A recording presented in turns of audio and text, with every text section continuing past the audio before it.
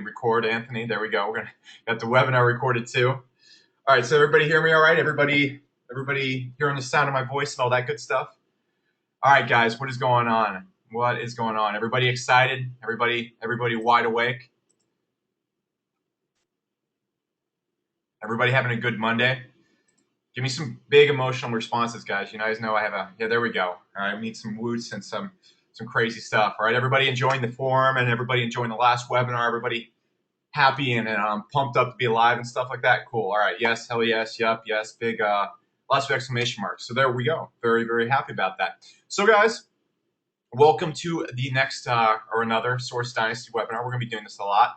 What I want to do is just the beginning of every webinar is kind of break down what I'm hopping into right now, what I'm working on. And the main thing I've been working on today is pretty much SEO Mega. What I'm going to be showing you guys a little bit today, and this isn't the focus of the webinar. This is all going to be stuff that I'm kind of like going to tap on at the end of the webinar. We're going to be getting into branding and stuff today. But what I've been working on all day today is just putting together SEO Mega. What I'm going to do today, I'm going to give you guys kind of like a snippet of the sales page that myself and Alex Cass wrote. I'm going to explain the sales process behind the sales page, show you how we're getting tons of people to promote it, kind of give you a rough overview of how a product launch works so that you can maybe start doing that on your own. We're, of course, going to get into that in a lot more detail later on because launching products is one of the best ways to generate leads in the whole entire world. We're going to get into that a little bit later on as kind of more of a mindset. So on top of that, I'm also really looking into planning SourceCon after SEO Mega launch, and I think I'm going to be reopening Autopilot one more. It's pretty much the cool thing about this month is after all that, I'll pretty much have a stable with my clients, with everything, pretty much have a stable $100,000 per month income, just completely reoccurring. So I'll be focusing a lot more on growing SourceWave and just creating just a huge brand. And one of those things is having our first live event, SourceCon, all right? And I've been having that somewhere as well. Well, I think we're probably going to be having it in Miami, even though I prefer Dallas because it's just right down the street, but don't want to make people fly out there and have a boring time in Dallas. That wouldn't be any fun. I don't think Dallas is neat, but I don't think there's too many things to do. I think if people would really enjoy Miami a little bit more. And then also I've been working, or I just pretty much closed another consulting client. You can see right here just a text message. Basically, just pretty much sign them for about $10,000 per month. And the only downside is they have to fly me out to Australia and Ireland to meet their corporate offices or whatever. So I think I'm okay with that. I'll take a free vacation at Australia and Ireland. But that's just basically everything I'm working on right now. You can see just basically kind of living what I teach in here. And this is what I'm just going. So what are we going to be getting into today, guys? And the reason why I have, oops, one second, let me try my Dropbox real quick. It's always updating. Give me 2 seconds.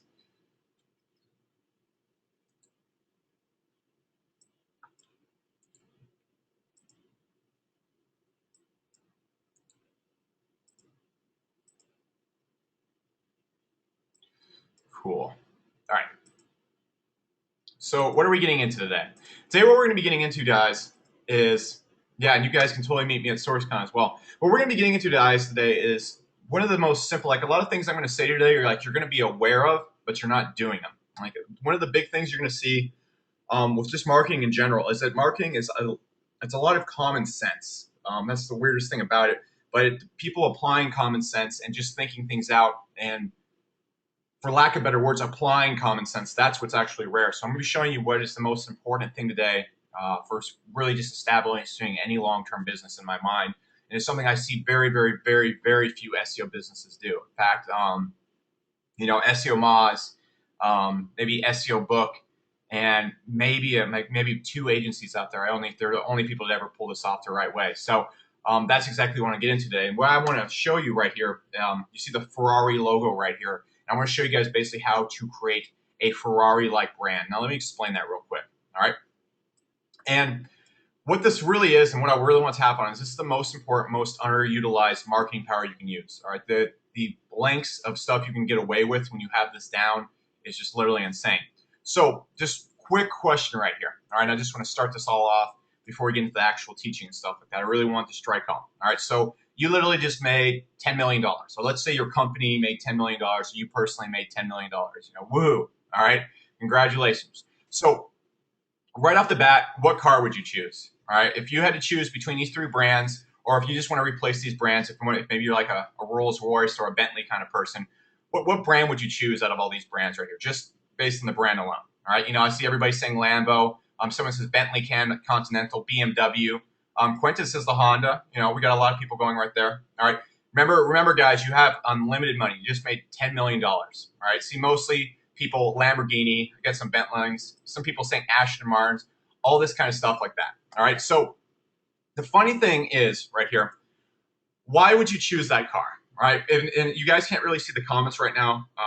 But for the most part, everybody said Lamborghini or some exotic car. I mean, if you had to choose between those three cars right there, some people would say, very few people would not say Lamborghini.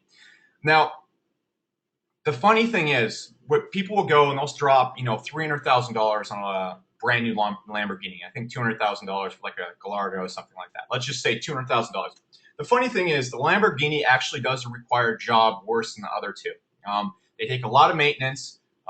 They're actually kind of a pain in the ass to drive if you're on bad roads. There's actually tons of cons to driving a Lamborghini. They're anything but a convenient car. All right, so if you're looking for something that gets you from point A to point B, it actually has less value than the other two cars you just talked about. Now, I'm a big Lamborghini fan. I'm just laying out the facts. All right, if we're just looking at a service alone, if we're just looking at the benefit to having this car, there's no functional benefit over the two other cars. It has less gas mileage. You're going to have to fill up more. It's going to be a pain. You're going to have to be a very defensive driver. Insurance is going to be crazy. You can only fit 2 people in the car. Endless stuff. And after about 12,000 miles, you're probably going to have some electrical problems because Italian cars kind of have that. All right. So the thing is, if you have $10 million, of course you can spend money on what you want. But the reason why you're spending that money, what you need to focus on, remember for this webinar, is the reason why people go out and buy Lamborghinis, they buy Ferraris, is they're paying for the name and the feeling alone. Notice how I repeated the loan 2 times in a typo right there. But that is literally it. You need to back up for a sec. All right, because yes, they go fast. Yes, they're cool and stuff like that. But the reason why Lamborghinis, Ferraris can sell for so much is strictly perception and feelings. I mean, benefit-wise, feature-wise, anything-wise, there's nothing that separates them from another car. All right, yeah, super fun to drive, but it's the feeling. All right, think how crazy that is. All right, the difference between a $20,000 car and a $300,000 car is simply a feeling and perception. All right, and that is the power of brand. All right. Again, jump back into it. All right, what watch are you going to wear? All right, you go out there, you have any choice of watch. You can walk into a watch store. Are you going to go with the Tag Heuer? I don't know if anybody here's watch guy. Are you going to go with the Rolex or are you going to go with the Fossil? All these are good watches, but yeah, everybody says Rolex, like that. And they're mostly for the people that don't know about watches. Fossil is kind of more of like a common brand. Tag Heuer is a little bit more common. Rolex is, usually range from whoever's throwing out fancy watch names, you have to pick between these 3, all right, just from value alone, all right, just the perceived value. Most of the crowd, almost all the audience is saying Rolex, all right. Maybe this wasn't as good as an example. Yeah, everybody says Rolex, Rolex, Rolex, Rolex like that. Now, again, it's the same exact thing going on right here. Like, I own a Rolex. I love Rolexes. But the thing is, functional-wise, value-wise, if we're only putting value on function and how well they work, all these watch brands right here keep time just the same. All right, you can pick up a Fossil watch for $150. You can probably pick up a good Tag Heuer from anywhere from $1,000 to $5,000. Rolexes range anywhere from a minimum of $6,000 to $89,000. So the whole funny thing is, again, the difference between massive prices, massive demand is, again, simply status and perception. All right. Yes, Rolexes are made of better materials. Yes, they are more they're handcrafted and stuff like that. But functionality-wise, if Rolex were a service and its only job was to keep time, it's completely on par with these guys. Yet they can charge $80,000 more because of the brand and the demand and the perception. All right, perception is all it comes down to, and this all ties back into SEO with here in a sec. Now, again, choose your computer. All right, and this might be a little bit different because a lot of people here probably have loyalty to maybe Windows, but if you go into a lot of marketing offices or any like kind of hip offices right now, it's literally blanketed in Apples. All right, everybody here is saying Apple. They don't want an HP, they don't want a Sony. All right, someone says I game, so I'll use that. But yeah, everybody, almost the whole entire audience has said Apple. All right, and I'm no computer expert or anything like that. All right, I have an Apple computer. I use Apple computers, and I'll tell you why here in a sec. But the thing is, Apple computers usually have the same or usually less computing power than other computers. Microsoft computers do just as good job, if not better. They're less expensive, all that kind of stuff. Now, it's just kind of crazy to think about that. Everything I just listed right here is essentially the same, all right? You know, some people might prefer Apple's like systems and stuff like that, but when you compare them to like a Windows computer, what they can do, how they work, they actually can't run as much software. They're kind of a pain to learn, all right? There's so many negatives to the brand, actually, the Apple brand, because like a lot of people grew up working on Windows. I grew up working on Windows, but I made that jump. And how did they get me to do that? How did they get me to pay more money? All right, all perception. All right, so think about it. When was the last time you saw a Lamborghini commercial? All right, I have never seen a Lamborghini commercial on TV ever. All right, has anybody here ever seen one? Never, ever, ever, ever. I've never even seen a Rolex commercial on TV. I've seen it on billboards, and that's it. All right, never, ever. Everyone I saying never. All right. How crazy is that? That they can sell their cars for that much and they never have to run a single advertisement. All right. Again, perception. People know about them just because of the perception of the brand alone. All right. When was the last time you talked about or noticed a Rolex on someone important? I'm kind of a watch guy, and a lot of times, when I've been talking to a friend or something like that, they'll talk about someone else's Rolex. They'll talk about the watch or some jewelry or some status symbol they have. All right. Purely word of mouth marketing, creating massive desire, talking about somebody else's product with no advertising incentive whatsoever. Vice versa, there's nothing wrong with false watches or anything like that, but I've never been in a conversation with someone where they said, damn, did you see that guy's false watch? It's always, did you see his Rolex? Or, you see rappers and rap songs singing about, whatever diamond jewelry they have. It's all perception. And that perception of the brand, that perception of overwhelming value creates this word of mouth and great desire. Even if you've never, how many people, a lot of people here probably have never gone into, a lot of people here probably aren't watch people, right? But even before, when I first got into watches, I really like watches and stuff like that. When I first time I walked in a jewelry store before, I'd never even seen or really looked at a Rolex, all right? I was like 23 years old, all right? I had no real knowledge of what they even looked like. But before I even got in the store, I was like, well, I only want to look at this brand of watch because that's what everybody else is talking about, all right? Purely perception. Every other watch in the whole entire store was literally got lowballed, even though, for the most part, the quality is a little bit different and stuff like that. But at the end of the day, a watch is a watch, yeah, there's perceived value, but at the end of the day, a watch is a watch. Because of that perceived value, because of that brand, every other watch in the store was already lowballed, all right? They can't charge as much. Tag Heuer or Fossil could make a watch and charge. They could never charge as much as Rolex can as easily, all right? And it's just implied, all right? And on top of that, when was the last time you saw an Apple computer sold alongside competitors? If you go on the Best Buy, you go on anywhere, Best Buy has set aside its own private section for Apple computers. Why? Why is it able to do this? Yep, exactly. What Apple is, yeah, even their phones. You go into AT&T store, their phones are in a separate section, all right? Just because of perception, all right? Apple, they generally, they have decent products. They're not amazing products, but it's because of how they're perceived, all right? So imagine this. Let's take this all back, all right? I basically just implied to you guys that, a lot of things we pay for don't really have that much value. It's all perception. Now imagine if we took that perception out of those brands, all right? Ignore those brands. Imagine if we put that perception on our brand, all right? Imagine that, all right? If we had that kind of perception, that kind of brand power, and it's not that hard to generate. I'm going to talk about that here in a second. We're going to get into teaching and how you can apply all this to your brand, but it would give us the ability to charge outrageous prices without even negotiating it, all right? If you go to a Lamborghini dealership, they're going to be like, all right, it's $200,000. It's not like something they hide. It's not like they're trying to cut it down. Like, this is the most expensive car and you're buying it because it's the most expensive car. All right. If we were able to do that, that's what allows us to charge $8,000 per month SEO consulting fees when we're really doing as much work as someone who would charge $1,000 per month. All right. That's the person who just brought me on, $10,000 per month. That's for, not too much of my time every single month. Same thing with all my clients. But I'm able to charge those outrageous prices because of my brand, all right, and how I market myself, all right? What also happens, this last person who brought me on, they got word of mouth, all right? They just literally heard word of mouth from me. I used to work with this guy, and I was known as, the best at this. I got these really good results for an automation company, and he was at an automation expo, and he told a pharmaceutical company, essentially, about what I'd done for them, all right, and how I'm the best, all right? Because this company that they were looking for the best, and I'm perceived as the best. Am I the best SEO in the world? Not really. I'm pretty good at SEO, but I'm sure there's people here in this webinar that can come up and give me a run for my money. It's all about just literally buying PR websites right now. That's what the gist of it is. So literally because of that perception, I'm talked about. My brand is talked about when I'm not even paying for anything. I very, very rarely buy advertising except when I'm going to show you, except when I'm doing some of the stuff I'm going to show you a little bit later on in this webinar. On top of that, I only require a few customers to make huge chunks of money. Now, the thing is, my brand is somewhat big right now, but it's still on the grand scale of other businesses, it's rather small. I don't have $1 million per month advertising budget and stuff like that. I can't afford to sell to the masses and masses of SEOs all over the world. So what I do is I just sell to a few of the SEOs who know about me. So it only takes me a few customers to make huge chunks of money because of the stuff that is combined before. All right, Rolex doesn't have to sell a lot of money to make $100,000. Lamborghini doesn't have to sell too many cars to make $1 million. All right, same exact thing.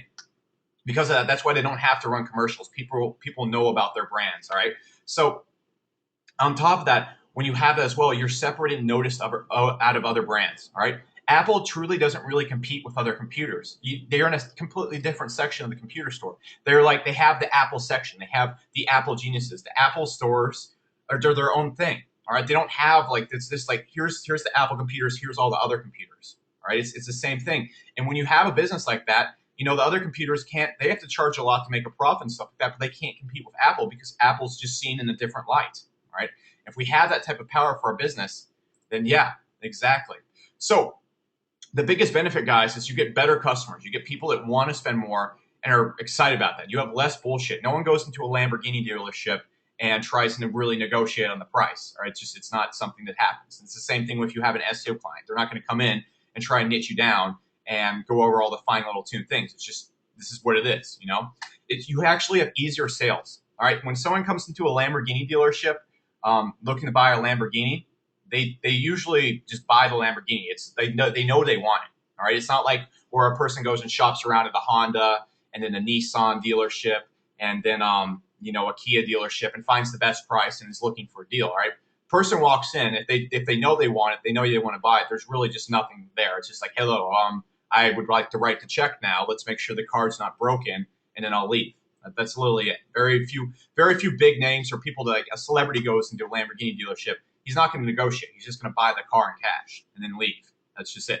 Completely easy sale. And that's the same thing you can do when you have that type of authority for your brand, that type of kind of perception. All right. And again, it's all about perception. Again, it's less work. Lamborghini has to make less cars. Rolex doesn't have to make tons of watches. They just have to make sure their work is good. And same exact thing with us. And the most important thing is you have respect. All right. Your clients respect you. Everyone respects you. And that's all about perception. What I want to teach you how to do today is do that. And with the big message I want you to walk away with today, all right, is people buy almost solely on the emotions they feel. All right. Point blank. All right. I really want you to go through your head. All right. Your service, your business, and everything you do is only as valuable as its perception. All right. Lamborghinis would be absolutely worthless. All right. If they didn't have that brand, if they weren't perceived as super valuable, they would have no worth over them than a Honda. All right. Besides the parts in them and stuff like that, like there wouldn't be that. All right. And in fact, people would not pay that. It's all perception. So if you're a really good SEO right now, if you have a really good service, if your staff is top notch, it doesn't matter. You could have a horrible service. I'm not telling you to have a horrible service, but it's all about how you're perceived. All right. Your prices, you're not going to be able to demand higher prices by having a better service. You're not going to be able to get better clients by having a better service. You're not going to be able to do anything except deal with the same bullshit over and over again until you're perceived differently. All right. And that's the main thing we have to tap on. This is why this is the first lesson. All right. What's the next slide? All right. And we do not also have access to the masses, but we do have access to a few. All right. So what we have to do, guys, as any people in here, unless anybody out here has a 1 million person email list and has $1 million budget to spend, is we have to blow up our perception to a few to make the maximum amount of money from that. We're not going to be able to sell to the masses and be one of the mass brands. We have to blow up our perception to a very few people, blow up that perception of, well, we are the Ferrari of whatever we're doing, and be able to do that. All right, so does that make sense to everybody real quick? It's going to be a quick yes, hell yes, yeah, exactly. All right, and that's exactly what I want to show you real quick. All right, so that's what we're going to be covering today real quick. Real quick, that's just kind of the topic we're going to be covering. What I want to also mention, some quick announcements. I've created the G Plus group, and I'm going to be accepting moderators. I'm going to put I'm basically going to be importing everybody's emails that's in Source Dynasty into the group, and you're going to get an invite in your email. Just check it out there. I'm going to get a few people to moderate it because I can't be in like 8 different places at once, but I will be on there helping you guys out, doing all that kind of stuff like that. Access to Infinitum, which you guys have been asking about, is going to be included in the HQ. And you guys are going to get free access to SEO Mega provided on the forums. After you buy SEO Mega, just shoot me your PayPal transaction ID. We'll get the money back in your account right away if that $27 is something you want to save on. So what we're going to be talking about today is kind of the lesson plan. You see, we got a whole lot of stuff to talk on today. All right, is why it's just so damn important to have powerful branding and how it's almost totally ignored. I know a lot of people here might think they have a brand, and they just don't. All right, the old agency I used to work for, they had a brand. They wouldn't change the logo. They wouldn't take my advice on it. And the thing is, they really did not have a brand. They just had something that every single other person out there had, every single other SEO agency had. I'm going to show you what branding really is and what selling can never overcome. All right, the only way you're going to get high-end clients and get people basically craving and really desiring your service is none of it can be done via selling. There's no sales pitch. There's no anything out there. There's no magic step-by-step blueprint out there to get someone who doesn't have the stuff I'm going to talk about today to give you a ton of money. All right. I'm going to be showing you how to start off your brand by branding for a few people. All right. We're not going to set out and try and be the brand that is for everybody, and we're going to be the brand that's just like the biggest thing ever. All right. We can't have authority in the car world like Lamborghini does right away. All right. That's just completely unrealistic, but we can have authority in the smaller worlds right away. I'm going to introduce you guys to what I like to call cool marketing. And this is essentially the secret to, well, basically everything. All right. When you have this type of marketing, you can charge higher prices. You get people demanding you. You get people respecting you. It's probably the most powerful marketing tactic I've picked up in my time doing marketing. And I'm going to be talking to you guys about the biggest risk you can ever take. All right. This is what is literally branding and marketing suicide. You'll never have a big business if you're doing this. I'm going to show you to create a celebrity image, basically have people here to basically see you like they're, for lack of better words, what is it? Kind of just a celebrity, all right? The Frank Kern, just the big name, and have people almost be in awe of you, even though you're kind of a normal person, all right? I'm going to show you how to give people something to connect to, a community that makes them want to just connect with your brand, spend way more money. I'm going to show you the power of words and simply how you handle everything that creates either massive demand for your brand or no demand at all, all right? All that sound good? Cool, cool, cool. All right, everybody like that? Everybody interested in hearing all that kind of stuff?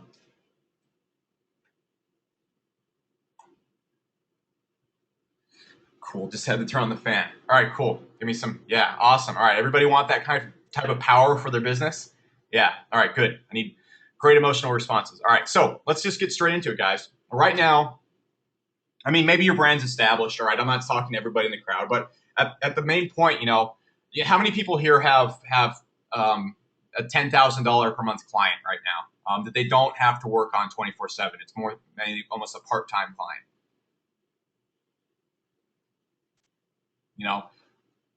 Yeah, a lot of people saying no. If anybody does here, kudos to you. Not yet. A lot of people saying not yet. No, no, no, no. Yeah, and at this point in time, not being a Debbie Downer, which you virtually have zero chance of signing huge clients. All right, it's easier than actually signing small clients. You just have to reframe yourself. But it's how you're positioned right now. All right, if it'd be really hard for you to even schedule a meeting with someone who'd be in a position to give you $10,000 per month because of how you position your brand or your brand yet, or Dean has maybe right here, but it's very hard to do to position yourself to get in the front of somebody who's going to do something like that. And what you also need to realize is the amount someone will pay you directly correlates to how much faith they have in you.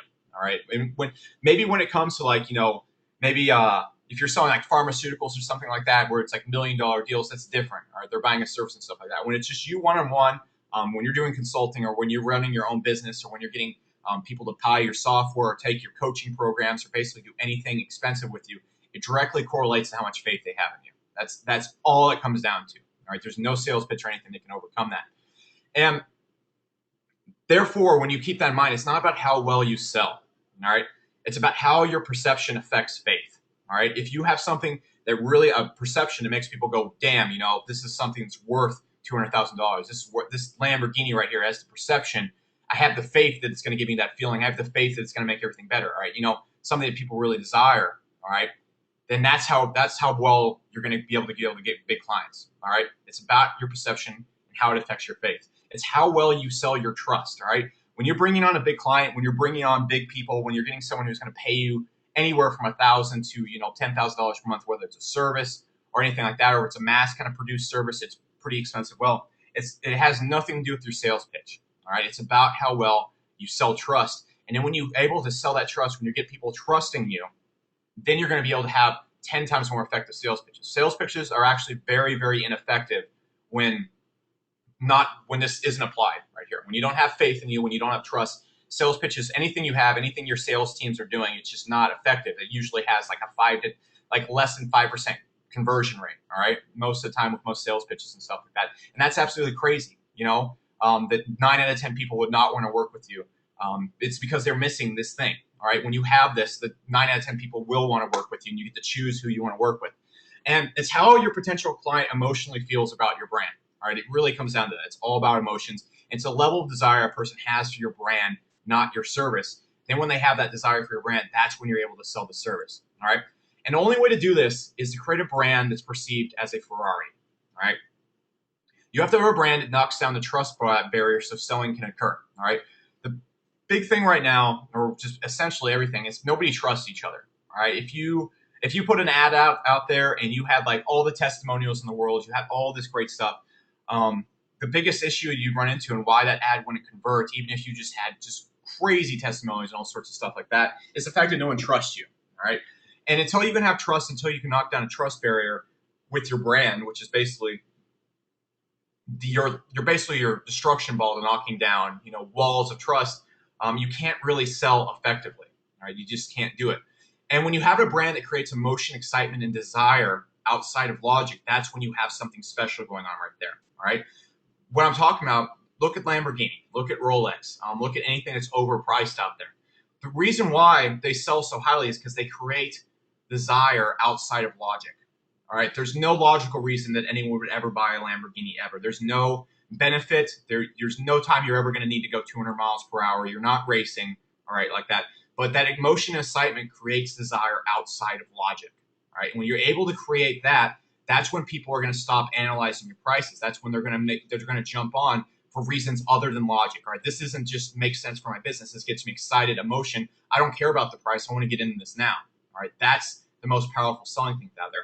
And when you have a brand that a person desires on a level other than pure functionality, that's when you're really cooking with fire. All right. There's no reason why someone should pay myself $10,000 per month to do SEO. Now, of course, I'm worth it. My time is worth that. But on the most part, they could probably go out there and they could probably get someone for $2,000 to $3,000 per month to do it. However, they don't want to do that. They want to work with me, and it creates that desire outside of logic. All right, just like that. All right, the guy who I signed on yesterday, he could have gone to an agency. He could have gone to some big agency out there, but he wanted to work with me and just me. And is that logical? No, he should have shopped around. Is that the best saving money or effective way to go find services? No, but he picked me out of all those people or all these agencies that sell to him regularly outside of logic. All right, so just drop all logic right here right at the door. All right, so the first step to doing this, guys, is branding for a few. All right, now it's creating trust, this type of trust in your brand in a kind of niche area. All right, and I've talked about this a little bit in other webinars where you create as an authority in smaller niches, but this is actually an even weirder thing. All right, and it all comes down to trust. All right, so it's 100 times easier to. Oh, I forgot to kind of tell the story. Did you guys actually know? This is just a beautiful trust building technique and a great example of a business doing this in small niches. Did you know a lot of lawn services, especially the bigger ones, they'll literally just leave their trucks in neighborhoods, kind of the more richer neighborhoods, and they'll just leave their trucks in neighborhoods. They'll have someone park the truck, and then they'll pick them up and then go somewhere else. And you know why they do that? It looks like other people in the neighborhood are taking that service. All right, it looks like, oh, well, I always see that same lawn truck in the neighborhood over and over again. So when people are driving home from work, they see that brand. When people are leaving for work, they see that brand. They think, oh, wow, all my neighbors are using these guys. They must be trustworthy. All right, they must be the good service that works for kind of the richer neighborhoods and stuff like that. And that's literally what services do. That's completely free advertising right there. Would these people be able, think about these lawn services, would they be able to mass advertise to everybody in the big city? No. If they did that, they'd probably get, they get clients out of it, but they'd also spend a ton of money. And on top of that, they wouldn't be able to really effectively reach those clients. All right, they convert 1 out of 100. However, if they go and leave their truck in this small neighborhood, they can make the same amount of money they would do mass advertising just by getting all the business in just that one neighborhood. Right? You think about that. And so when people go out every single morning, they see the truck in front of their neighbor's house. They think the truck is doing service and stuff like that. And then when they finally get that ring on the doorbell or they get that kind of pamphlet in the mail, they go, oh, wait, I've seen this brand so many times. I'm familiar with them. I know people in my neighborhood or niche trust them. Okay, yeah, I need someone to take care of my lawn. They're not going to go and find other people. They're not going to go dig around. They're not going to go and look to Google for lawn service. They're going to go, no, I know these guys. My neighbors trust them. I'm going to go with them. No logic involved. Completely emotional decision. Just because their neighbors use them doesn't mean they're a good lawn service. It's just people make assumptions, right? People see things, and that's how they make their buying decisions, all right? Does all that make sense real quick? You see that real quick? Everybody just quick yes. You see how, yeah, it's just completely crazy. So instead of going out there, guys, and trying to build a massive brand that say maybe covers the whole entire Dallas area, why not get all types of one business, all right? It's so much easier to create this kind of brand trust. Like this right here is a solid trust building technique. This creates such perceived value in their business because they're the only service out there. It's not done using expensive advertising. It's just out there going after a certain niche. It's so much easier to establish a Ferrari brand or the trusted brand or the best brand or the higher price brand that charges a higher price because they're worth it brand in smaller niches first, all right? So it's 10 times easier to earn faith with a tiny niche, all right? It takes years to build perceived trust with thousands, all right? It's taken Lamborghini, I don't know, I think they've been open for like 60, 70 years or something like that. A long time to become the rah kind of car and stuff like that. Same thing with Rolex and stuff like that. So that's not where we're going, even though we're using them as examples a lot like that. It also takes tons of money. If you are the wanted to be a national size person or someone who sells to the masses and stuff like that, you're going to have to invest a lot in advertising. All right. And in order to create that type of trust and stuff like that, it's going to have to build for a while. And that's the long-term goal, but it's not the short-term goal. And we can still make tons of money in the short term. All right. It's about making money fast. All right. I don't want you to be like, all right, well, you follow this blueprint and in 5 years from now, you might have a successful business. And it comes from a massive snowballing and presence and broad uphill that's impossible to gain quickly, save some rare breakthrough. All right. You'll see a few businesses out there go from nothing to multi-million, bazillion-dollar business overnight. And that's all good and dandy, but that's kind of more the exception to the rule. All right, we want to find the consistent, proven ways to make good money, lots of money very quickly. So keep that all in mind. So what you have to also realize, guys, is you have to be able to answer the questions of faith. If you can nail all these questions right here, you will have massive perceived value to any of your clients right here. All right. And the first thing that you're going to see, and these are all questions that literally go through their head, if they think, can I trust this person? Would I even want to talk to this person? Would I like to give this person money? Would I like to do X, Y, and Z with them? The first thing I'm going to ask is if I'm familiar with this brand. All right. Do I know this brand? Do I recognize this brand? Is there anything that rings a bell? All right. Next thing they're asked is this right for me? That's straight up. Is this the right product for me? And I'm going to show you and answer all these questions here in a sec. All right. Next thing they're going to ask, and this is just none of this right here is really based on the brand or the service or the sales pitch or anything. All right. If you can get these 4 questions, you don't even need a good sales pitch. Right. You can have a weak sales pitch, which I don't encourage you to do. I encourage you to have strong sales pitches and strong kind of question of faith nailing. But if you can nail these 4 things, you'll get clients alone. All right. Next thing they're asked is, do other people like me use this? Is it in demand? All right. And this relates kind of back to the beginning of cool marketing, which I'm going to be talking about. And then finally, what they're going to ask is, can I trust this brand? All right. Now, how would I answer these questions? All right. Am I familiar with this brand? How can we solve this just right off the bat, kind of like the lawn service did? All right. It's so totally easy to have Facebooks and what I call follow ads and AdWords follow people around. Just this one type of person. All right. I kind of showed you guys a hint of that in the first kind of introduction webinar and stuff like that. We're going to be getting into this a little bit later on. But you can literally have Facebook ads just follow people around. They don't even have to click on them. And it's cheap. It literally can cost up to about just $10 a day. All right. And I showed you guys how to do that in another webinar where you can literally have ads up for 10 cents a click. And you can write the ads in a way that they don't get clicked. You just have your brand constantly following around these people all day long. All right. So when they do get a call from you, when they do get a pitch, right off the bat, they go, okay, well, no, I've seen these guys everywhere. And the thing is, most people, well, 99% of people don't know how Facebook or follow ads work. And you guys have all seen those retargeting ads on AdWords and stuff like that. You've seen the ones in AdWords, the ads that basically follow you around. You know, like I have musician friend ads literally follow me around the internet everywhere I go. Right? Because of that, I'm very, very aware of the musician brand as a whole. It's actually like it's a guitar website where they sell guitars from and stuff like that. And because of that, I have more trust. And so when I think about buying that, I go to Musician Friend, right? They're selling me pretty expensive things. I usually go to Guitar Center now to get guitars, but on the same kind of note like there, I have awareness of that brand. So right off the bat, when we have these ads follow people around very easily, you can have it follow around surgeons, people who you can have LinkedIn ads literally follow around the director of whatever marketing of any company. Just have them follow around all day. It's very, very cheap to do, and it makes them familiar with you. So right off the bat, you're creating this familiarity with your brand, right? Right off the bat, emotional bond right off the bat right there. Next thing they're asked is this right for me? Remember where I've talked about so far, guys, hopping into a small niche. Remember what the lawn service is doing. Is this right for me? Yeah, I see them in my neighborhood all the time. Surgeon comes on. Hey, is this brand right for me? Yes, this brand excels at search and SEO. So right off the bat, we have familiarity right there. Our brand is familiar to them. Next thing you have right there is our brand is right for them, right off the bat. All right. Next thing that goes on right there. Do other people like me use this? Is it in demand? All right. Again, beginning of full marketing. All right. And how do you convey demand even if your business is not in command? It's all about your tone. All right. A lot of times say you have a lead page and stuff like that, having simple words that are different than apply now.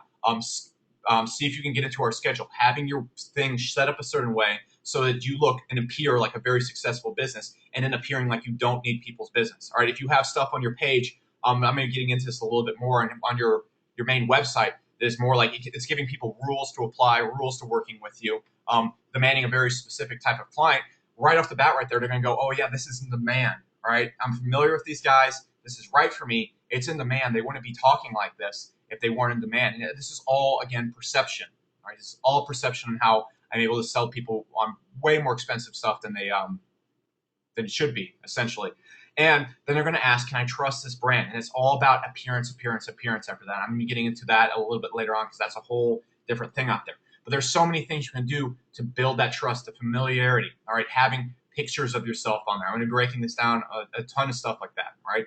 You know, you guys literally saw in the sales pitch for this exact Dynasty coaching program, it's all about appearance, all right? It's all because of how you guys viewed me on SourceWave and stuff like that. You trusted to hop on here and get my business consulting, even though, like, look at this real quick, guys. Like, you got to also think real quick. I've never taught business consulting before. I've never taught business, all right? This was literally something I just decided I wanted to teach. And because of that trust, because of how you guys view me, because of how you guys perceive me, you decide, you know what, I trust Becker enough to take the next step. I have faith in him, and so I'm going to go. All perception, all right? My business coaching is not in extensive demand. People don't even know I'm in the business coaching and stuff like that. However, I created that sense of demand, that appearance, that trust, and my brand attracted you guys here. All right, you see how that all works real quick?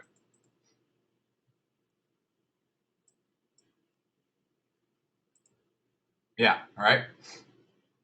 Does everybody have just little quick ideas in your head? You don't have to have a rock solid idea.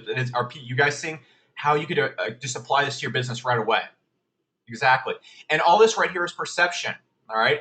All this right here is perception. People, the guy who brought me on, like literally we were at this bar, all right? He took me to a bar, and I thought we were just going to shoot the shit. And he's like, well, Alex, can I get you a $5,000 check on Monday, and then we'll sign you up for $10,000. And I said, okay, well, wait real quick. Let's make sure. Let me look at your business. Let me make sure it's right for me. Let me make sure it's right for you.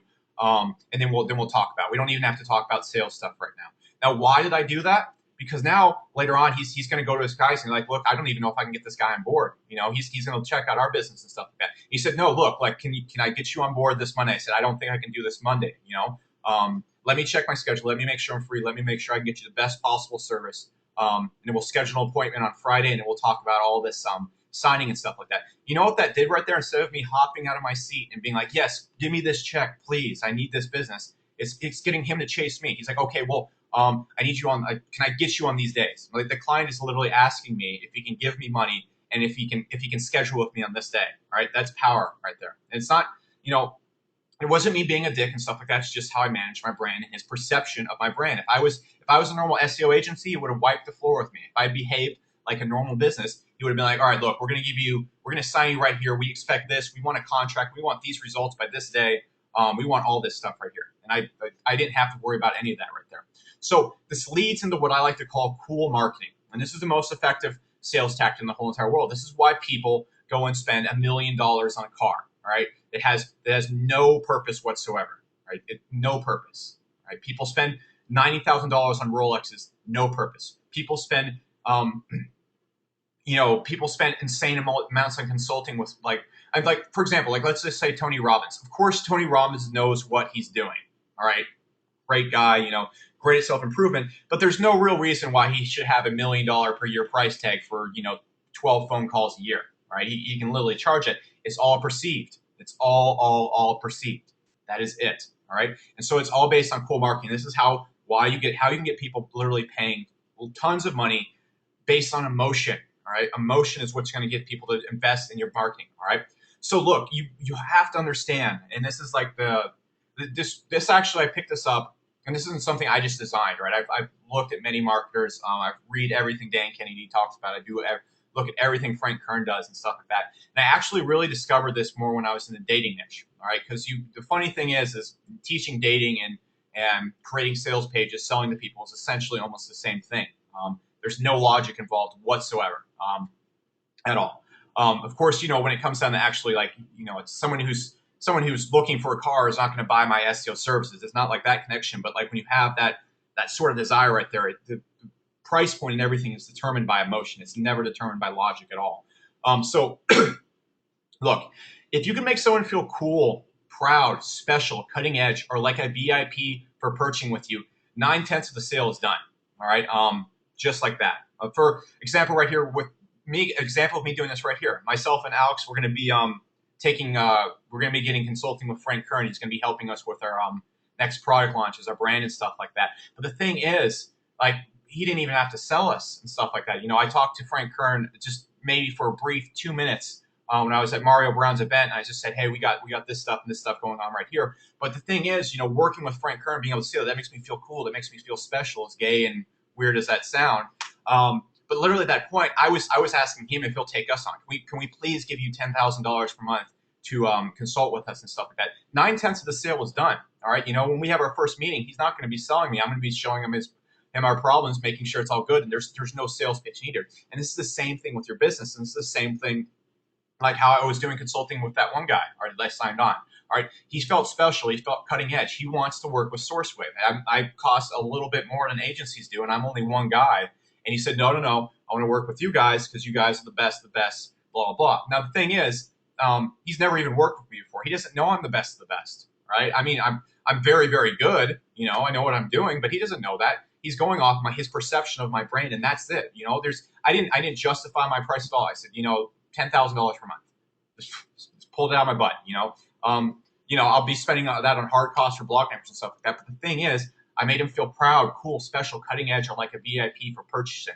And that's about 9/10 of sales right there. If you can make a person feel cool hanging out with you and your brand, if you can make a person feel special when you email them, if you can make them feel lucky to get in, you don't have to sell at all. Like you can literally have a page, I've literally had a page up where it can just be like, I'm going to delete this all in a second. If you would like to work with me, submit your application here. And I can literally just have a page that looks like that, and no sales pitch whatsoever. And I could send this out to a list for, I'd say, hey, for $1,000 per month, I'll be your personal SEO coach or something like that. And I could send it out to a list, literally no sales page, just a picture of my face, and said, if you'd like to work with me, submit your application here and I'll consider it when I get around to it. I could literally put that up, not bragging or anything. I would never do this because it's disrespectful as hell and arrogant, but I could do that. And that's just the power of cool marketing right there. Someone would be like, well, that's Alex Becker. That's that guy who dances around on the internet. I know that guy. He's an HD camera. He must be important. And someone would sign on, And I'm not saying I would ever do that. I'm not saying that's good marketing. I'm not saying that's anything except stupid, but I could do that. And that shows you right off the bat that sales pitches really don't matter. All right. It's all about the impression, the feeling people have about your brand. So let me delete that and go back to what I was talking about before.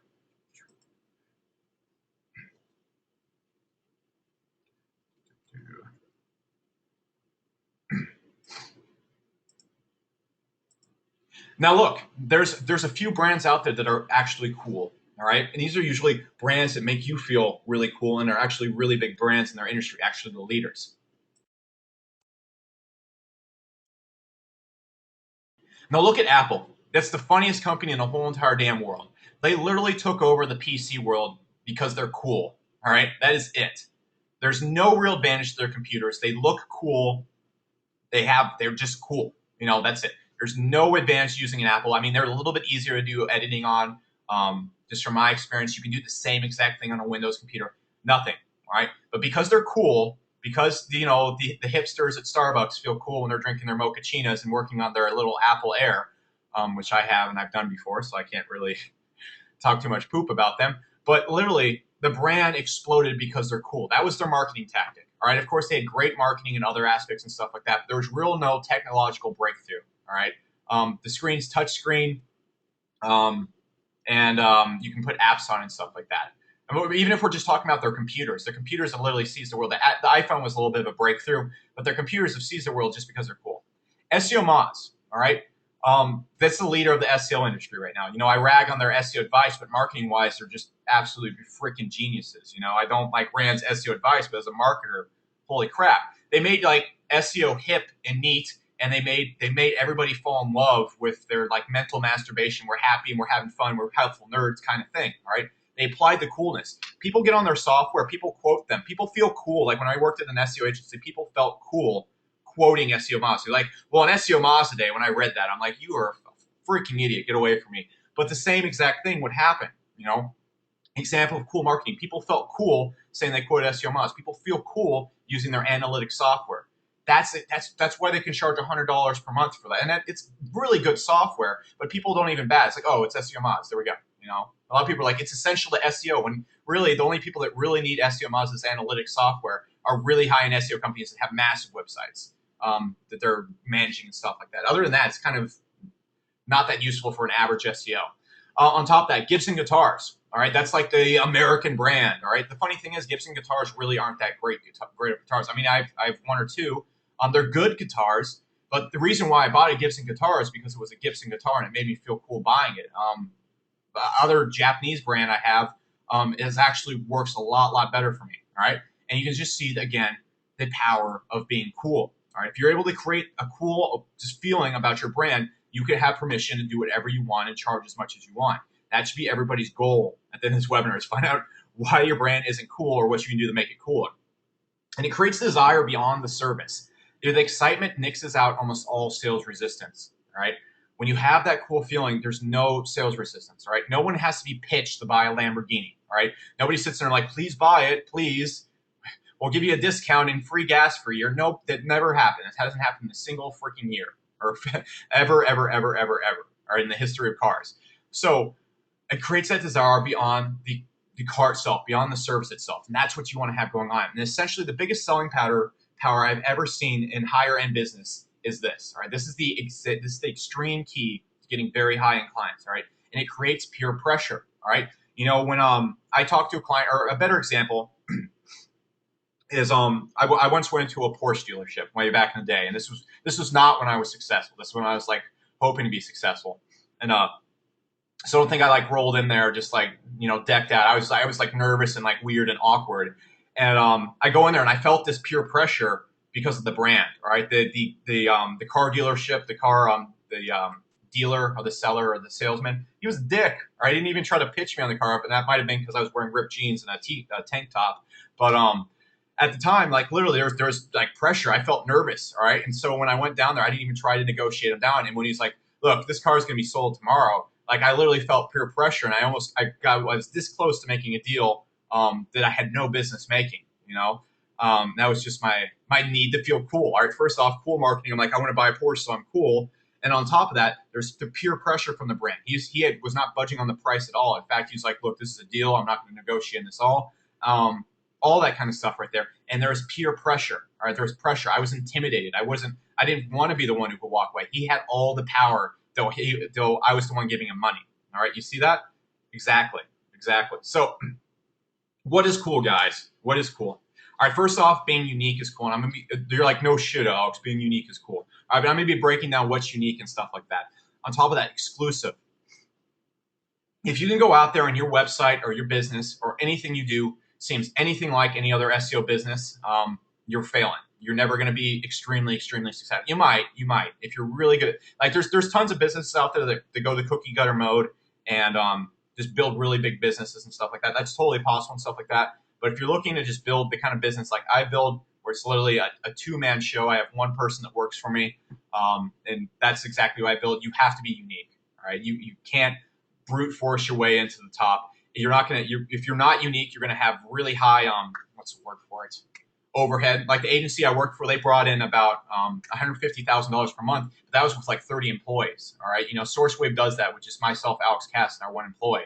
So if you want to have that huge profit margin, because there's no way you can have a profit margin like that unless you have massive perceived value. Other than that, you're gonna have people paying you for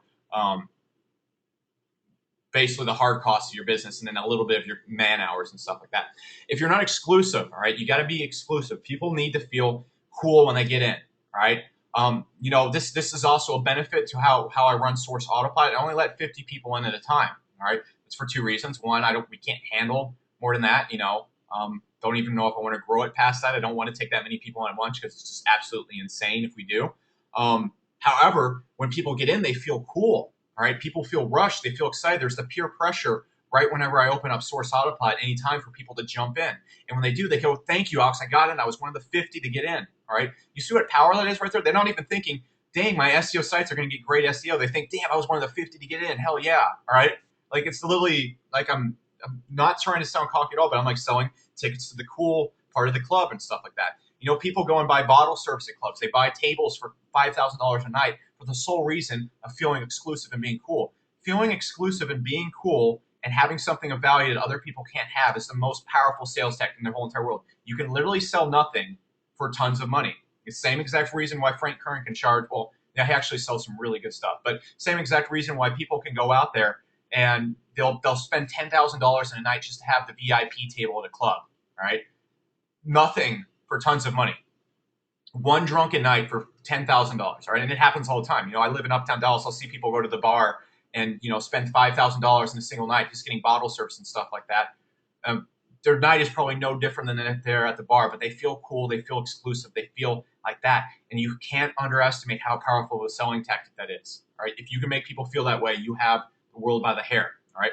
On top of that, what is cool? Bold, intimidating, sexy, exotic, dark, edgy. If none of these things right here apply to your brand, you don't have a cool brand. All right. Something like that. SEO Mod is extremely cool. All right. Extremely bold. All right. You look at Apple, edgy, cutting edge. Oh, wow. This computer is shaped differently. It must be better than everything else. All right. Go to SourceWave. We have this big, sexy logo. We have this name that makes no sense, but sounds cool. All right. How many brands have you gone out there where it's just like everything's black? All right. If you ever look at like the Gucci store when you go through the mall, it's all gold. The whole entire store is just gold. All right. Why? It's because it's sexy and cool and dark and edgy. All right. That's exactly why. And when you have that kind of stuff, Gucci can sell the clothes that, in my opinion, in most people's opinion, don't look any different than other clothes you get at other stores for way more money. All right. You can get a pair of shoes at Nordstrom's that looks identical to Gucci shoes, but Gucci will charge $2,000 for them. It's because of their brand. All right. And if you have something that's high end and not for average people, and this is why you want to design it like that. Like Gucci can make $10,000 in a day selling a T-shirt and a pair of pants. All right. We want to be able to be the same brand because we're not going to be bringing in 500 people into our business every single day. We don't have that advertising power right now. We need to be able to bring in 2 people that will be able to make us as much money as 500 people going into another business. All right. So when we have that high end, not for average people kind of brand, that's how you really blow it up. All right. That's exactly what cool is. This is all perception again. All right. So what's not cool, guys? All right. So this is just a website I just pulled right off of Google. I typed in Dallas SEO. Sure, this website looks nice. Or this website looks nice, but there's nothing cool about this whatsoever. I can pull up a ton, and this is a successful SEO company, all right? But the funny thing is, this SEO company, I don't know their earnings or stuff like that, but there's a good chance myself and Alex pull in just as much profit per month as they do, and we don't have a staff of 40 people, all right? This is a pretty big company. This company probably makes a good munch. Yeah, it's just boring, all right? And the reason why myself and Alex can pull in, we can give them a run of money for their profits when they probably have 40 people working for them and tons, like some really big clients, but their profit margins aren't as much. They have to actually run it like a business, it's because they're not cool. All right. No one's gonna go and search out Globe Runner SEO when results matter and then find them. All right. This company is gonna have to sell to them. They're gonna have to compete with other companies. There's no edge they have over anybody else in the whole entire world. And look at that. Just really take that in real quick. All right. Does all that make sense? You know, how many people's businesses out there? How many people's businesses out there does your website look a lot like other people's websites? You know, just give me a quick, yeah. How many people's web? Yeah, I'm seeing a lot of people here. My website looks a lot like other people's websites and stuff like that. Exactly. You know, and look, guys, one thing I want to bring up real quick is your website doesn't have to have a huge budget, right? It doesn't have to look like doesn't have to be like amazing. In fact, there's a lot of things you can do to your website. One of the best examples of a simple, ugly website that just gets tons of attention is Derek Halpern's Social Triggers. I'm going to show you in a sec. But when you look like everybody else and stuff, there's nothing exclusive about this page. There's nothing sexy or cutting edge. It looks great. I'm sure this is a great business. You know, I'm sure the people who work here are great people, but there's nothing sexy. There's nothing edgy. There's nothing that says, hey, you're lucky to get in. There's nothing that's going to create that desire beyond the service. All right.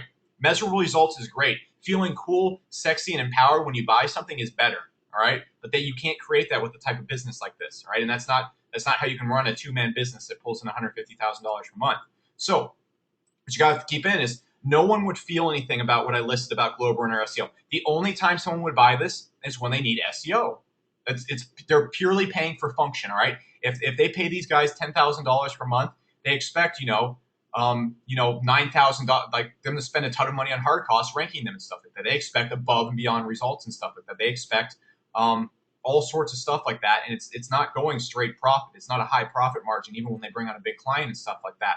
So again, no one would feel anything besides this wanting the service itself. And that's not the sales pitch we can go with. All right. I don't think anybody here wants to have a staff of 40 people. All right. I don't think anybody else wants to go through all that kind of hassle and stuff like that. I'd rather have 5 clients that bring me $50,000 per month than 100 clients. All right. So that's the pitch they're going for. And this is what most businesses are doing. All right. They're literally, it's like when people look at that site, it's like buying your clothes from Express Clothes. All right.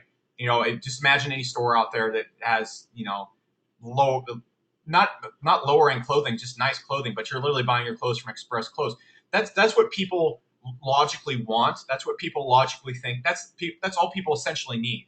All right, you got to get that through your head. But what people want to spend lots of money on, especially people that have super high budgets and money and ego and emotions attached to how much money they make, they want the Gucci and they want the Rolexes of SEO brands. All right, so look at the SourceWave brand. All right, why is it designed like that? All right.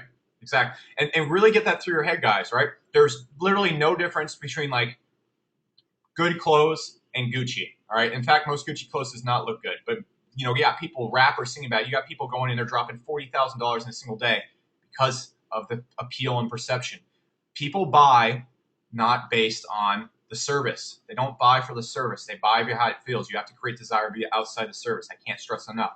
So why SourceWave? Why did I design SourceWave like it is? All right, this is a great example of how I took a little business, a little blog, and turned it into a multi-million-dollar company, for lack of better words. All right, so SourceWave. First off, the name itself, it makes 0 sense, but it sounds cool. All right, it's memorable. I didn't name it TruePassiveIncome.com or SEOincome.com or SEOprofits.com. All right, when I name my products, the names don't even make sense. Omega SEO, like it makes no sense, but it sounds cool. All right, I can't stress enough. If you have a brand name out there that's like Globe Runner SEO, all right, something that sounds like everybody else, like marketing performance experts or something like that, that doesn't create that zest. It doesn't create that curiosity. That's why I named SourceWave this. That's why I didn't name it SEO 24-hour SEO linking or 24-hour SEO secrets or something like that.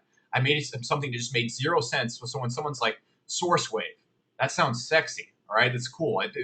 What does SourceWave mean? I don't know. I thought about it when I was just like walking around my house one day. All right. Now on top of that, if you look at my blog, it looks like something MTV threw up, but it's sexy. All right. If you land on the SourceWave blog, I guarantee you've never seen an SEO blog that looks like that. All right. There's no SEO blog that has that type of overtalk. There's no SEO blog that has me like running through explosions and playing guitar and stuff like that. It's completely designed to attract and create this brand. All right. When you see me like with jumping through fire and stuff like that, it has nothing to do with the SEO service, but you go, I bet he charges more than the average guy. Why? That's just how it is. On top of that, all my sites, they have emphasis on graphics and the logo everywhere. The cool swoopy logo, again, makes no sense. You know, it's just, we bought that on Photostock because it looked cool. All right. And it's about leveraging the cool. Don't just go out there and buy stuff because it looks cool and it's sexy. Don't do it just for the heck of it. Have a way to leverage it. Again, so I have an emphasis on graphics. I have emphasis on the logos everywhere. SourceWave consistent image that I go with is like over the top graphics and like sexy stuff everywhere. All right, has nothing to do with SEO whatsoever. But when you compare like a site of mine like Source Autopilot compared to other linking services out there that look like something you've seen 1,000 times, you stop and go, wow, this thing has lightning bolts coming out of it, and there's fire and stuff. This interests me. Right? It's impossible not to be interested, and that's when my pitch starts to work. Right? Because it's unique. All right. On top of that, the colors I use: black, extensive whites, over the top colors. I'm constantly using strong, bold colors on the site: blue, black, like all these dark, edgy colors that would look like they'd be used on a football team, not a business. All right. And that's why I did that. All right. I don't want to use grays. If you look at other people's SEO websites, they're gray. They're very blend in. They're not. They're just very proper. Right. I went insane with SourceWave. Right. And that's why people pay attention to that brand over Globe Runner SEO. Right. That's why I can do the stuff I can get away with. Now, look, on top of that, when I made the brand, I'm not attempting to clone SEO Moz. I'm not attempting to clone SEO Book. I'm trying to I take a unique stance on search engines you won't find anywhere else. I do everything for a very specific purposes. I completely made myself a contrast to SEO Moz, using cursing, saying black hat works, saying all sorts of stuff like that, because, first off, it does. But on second thing, I'm the sharp contrast to SEO Moz. I'm the sharp contrast to, well, not so much anymore, but I was a super sharp contrast to Viper Chill. I was a super sharp contrast to Smart Passive Income. Anything that ever talked about SEO, I was a sharp contrast. I was just belligerent and mean all the time. All right, not like that. But you see why I did that. It creates that brand appeal. It creates that authority and stuff like that. Think about that when you're using that with your brand. You don't have to take everything I'm talking about right here, but take the things that you could apply to your brand and apply it right there. All right. So be almost a drastic difference than anybody else in your niche. Right. If there's an SEO agency down the street, or there's SEO Moz out there, be completely different. All right. Just be offensively different than that, and that will create interest and trust. All right. Authorities are unique. People that aren't authorities, that can't charge a ton of money, are not. All right. So keep that in mind. All right. So on top of that, when I use words in the business, all right, I use words like dynasty instead of coaching program. I use words like autoply instead of source link building service. All right. I use words like infinitum instead of SEO membership. All right. Use words for your packages. Use words what you do. Whenever you apply to anything, use over the top words that just sound cool to people's name or sound cool to people. All right. They'll get the overall message. Like when you guys hear the word dynasty, and I don't know, maybe some people hear dynasty right here and think of like pandas or something, but my overall feeling of what you feel is like you picture yourself like having this dynasty of SEO empires and stuff like that. That's something it creates that imagery in your head and that desire beyond the actual product itself. All right. On top of that, every action I do is supposed to make readers feel cool. All right. I let people into our private vault. All right. I make people feel really cool when they get inside Infinitum. There's the HD camera, the cool intros, the sexy flashes, everything like that. It makes people feel cool because you don't see it on other SEO blogs. Usually when you go on another SEO business, you see some fat guy behind his desk talking about how to optimize your anchor text. That doesn't attract people to my business. All right. So I do all that kind of stuff for a reason. Right. It creates desire outside the services I'm providing. All right. I make up cool stuff. I make stuff that sounds like Source TV. Suddenly it sounds like I'm Apple TV, or some cool channel that only like certain few select SEOs get. I name my guides Omega Guides. I don't make them SEO guides. Right. I made them Omega Guides and stuff like that for a reason. It sounds cool. It sounds sexy. It builds up the value of it. All right. Every time I name any like product, I don't have the silver, bronze, and platinum package. I have the Lazy Ace, the Bomber, the Nuclear, the Source Autopilot, Infinitum, etc. All right. I perfectly make bold statements and speak like an authority. All right. On the blog itself, when I teach you guys about blogging and how to really position yourself as an authority in people's head, you'll never see me really beating around the bush on the blog, and that's for a reason. Sometimes I'm not even 110% sure of what I'm saying, but I take a stance on things. And I say, this is what I see. This is what's happening. If you don't like it, you don't have to listen to it. Just boom, I speak like that. And when you speak like an authority, when you interact with people like authority, people view your brand as an authority, just like that. There's sometimes out there when Google updates some Google algorithms, and I'm clueless. I'm like, oh crap, I need to call up Greg Morrison and talk to him about SEO real quick. And I desperately avoid sounding like any other SEOs out there. All right, there's no one else online that talks like I do, and it's all for a very certain reason. This is not me building up my ego. This is not me up here like, I am special and different, guys. Let me speak more about it. It's just exactly why it positioned itself so the source would grow like it did. On top of that, whenever I market anything, this is not right for everybody. I always say that all the time. I don't let everybody in. I don't do that and stuff like that. And that's because I don't, first off, it's not operable or best case scenario for me to let tons of people in, but it's not always right for everybody. And because of that, it's right for certain people and they spend more. All right. We don't always have our doors open. You know, Source Dynasty is closed right now. Source Autopilot is closed right now. There's no free trial for Infinitum, and we only offer that short time. We keep the doors closed. Well, for this, it was mainly just to, you know, I didn't want that many people. But the way I interact with the business, you know, I keep it private. You know, I keep it locked down, and that creates, again, that massive demand for the brand, right? So people are like, well, SourceWave's business is usually not even open. If you can get into Source Dynasty next time it opens, good for you. And what happens next time Source Dynasty opens, I can say, hey, all right, well, it's $4.97 a month now, guys. You know, and that's created that demand from people being locked out. And I always position myself as for ambitious badasses only, right? I don't want to position it for, you know, everybody out there, all the beginner SEOs, because that's not how you want to position your business either. You only want badass clients. You only want the surgeon making over $500,000 a year, and that's how you position the brand, right? So literally just go out there and compare me to any other SEO brand out there. So yeah, so does everybody get that real quick? Does everybody see all the stuff I just talked about, how you could apply that to your business? Yeah, Quentin says, holy freaking cow, Becker, this is such brilliant stuff. Well, I'm glad, right? First time coaching business. Hopefully I'm doing a good idea. Everybody out there, just throw out some ways you could apply this to your business right now. All right, just think about it. What's one thing that I just talked about that you could apply to your business?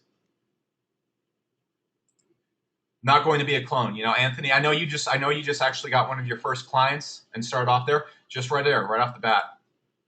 Yeah, just right off the bat right there. It's the most, right off the bat. Now you don't have to worry about being a clone. You can be, you know, Anthony, well, I don't know. We'll get into how you can design your personal brand here in a sec. But yeah, being cool names, stuff like that, targeting rich people, you know. And the real cool thing I want to land real quick about cool marketing real quick.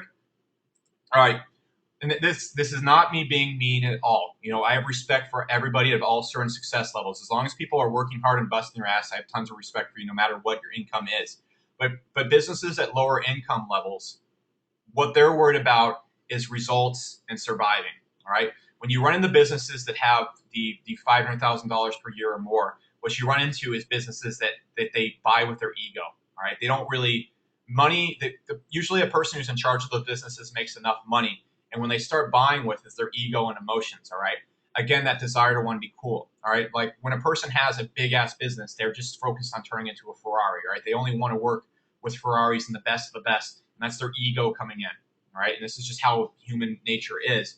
And so when you make your business cool, I'm not up here being like, just be the cool kid because it's cool. It's because you can charge way more. And when you appeal to their ego, all right, when you make them feel cool doing that, that's when they're going to be like, well, I'm skipping out on these agencies because they're not cool enough for me. Becker, you run SourceWave. You are in HD videos and you talk cool and stuff like that. You run this big, sexy business and stuff like that. I want to have a big, sexy business like yours. So that's when they buy with their ego. They spend money with their ego. They don't spend because they know whoever they go with is going to get them results. And if they don't get them results, they'll just won't be with them anymore. They're buying on more than results, right? Like that. So just keep that in mind. Yeah, some people say finding a good product apply to work directly with me, stuff like that. You know, letting your imagination run wild. That's the big thing right there, Robin. You know, find high cost niches again, you know, and the best way to appeal to the high cost niches is to be cool to them. All right. When you have that coolness, when you have that demand, that scariness, you know, yeah, exactly. And that's how you apply to those. That's how you appeal to those big people. All right. Apple did the same thing. All right. People dropped their entire way of working with computers forever. They had to relearn a new system, but they did it because Apple was cool. All right. The little barista at Starbucks was using the Apple Air, so every CEO had to add one. So the biggest risk you can ever take, let's talk about that now, is being right for everybody. All right. If you have a brand that's right for everybody right now, unless you're Walmart, like there is already in your niche the brand that's right for everybody. There's the SEO agency that applies to everybody. It's already there. All right. You're never going to be the niche that's right for everybody, right, unless you start a brand new niche. All right. It's the most debilitating thing you can ever do. You can't charge high prices. Your clients suck. You're not right for anybody. Exactly. You're sort of right for some people. And being similar to other businesses. All right, guys. If I had gone out there and I'd made the next Viper Chill, the next smart passive income, if I had made, if I'd imitated and said everything SEO Moz was doing, you would not be in this webinar right now. I guarantee you. You know, if I didn't do if I wasn't the guy who posts cat pictures and does all that weird shit and posts pictures of Justin Bieber on his blog, you wouldn't be here right now because you wouldn't know who I was. And also, all right, think about this guy, guys. How many people? Most people here probably discovered me from the email list. A lot of you guys probably bought a WSO from us way back in the day, or something like that. That's probably how you guys first got interacting with me, correct? Yeah, a lot of people here got my email list. Mario Brown. Most people, how SourceWave was mainly grown was through email lists, and launching procs and working with other marketing. Pat Flynn, some people say Pat Flynn, Dream Niches and stuff like that. Pat Flynn podcast. Pat's actually sent us a ton of good customers. Good. I'm glad. The funny thing, just not stepping off that real quick, I'm also very, very different in how I talk about SEO. But it's really funny on Pat Flynn's blog. Like it was really good. Like I loved working with Pat Flynn, and like I have no resentment whatsoever towards anything. But like some people were like, "This guy rocks." Other people were like, "What a piece of shit! This guy sucks." And you see how like I was not right for some people there. You know, I was clearly not the right option. And some people were like, "Pat, how could you have this scammer on our blog? Oh my god!" Like some people literally hate me. All right, but other people literally love me. All right, and by not going on Pat Flynn and mimicking, you know, every SEO stuff, and I have zero resentment. Pat Flynn, awesome guy, fantastic. People that have opinions of me, whatever, you know, much love, whatever. But by going on there and not preaching SEO Moz stuff, by not, and like I'll rag on SEO Moz all day. It's a really good company. Just give not the best SEO advice in my opinion.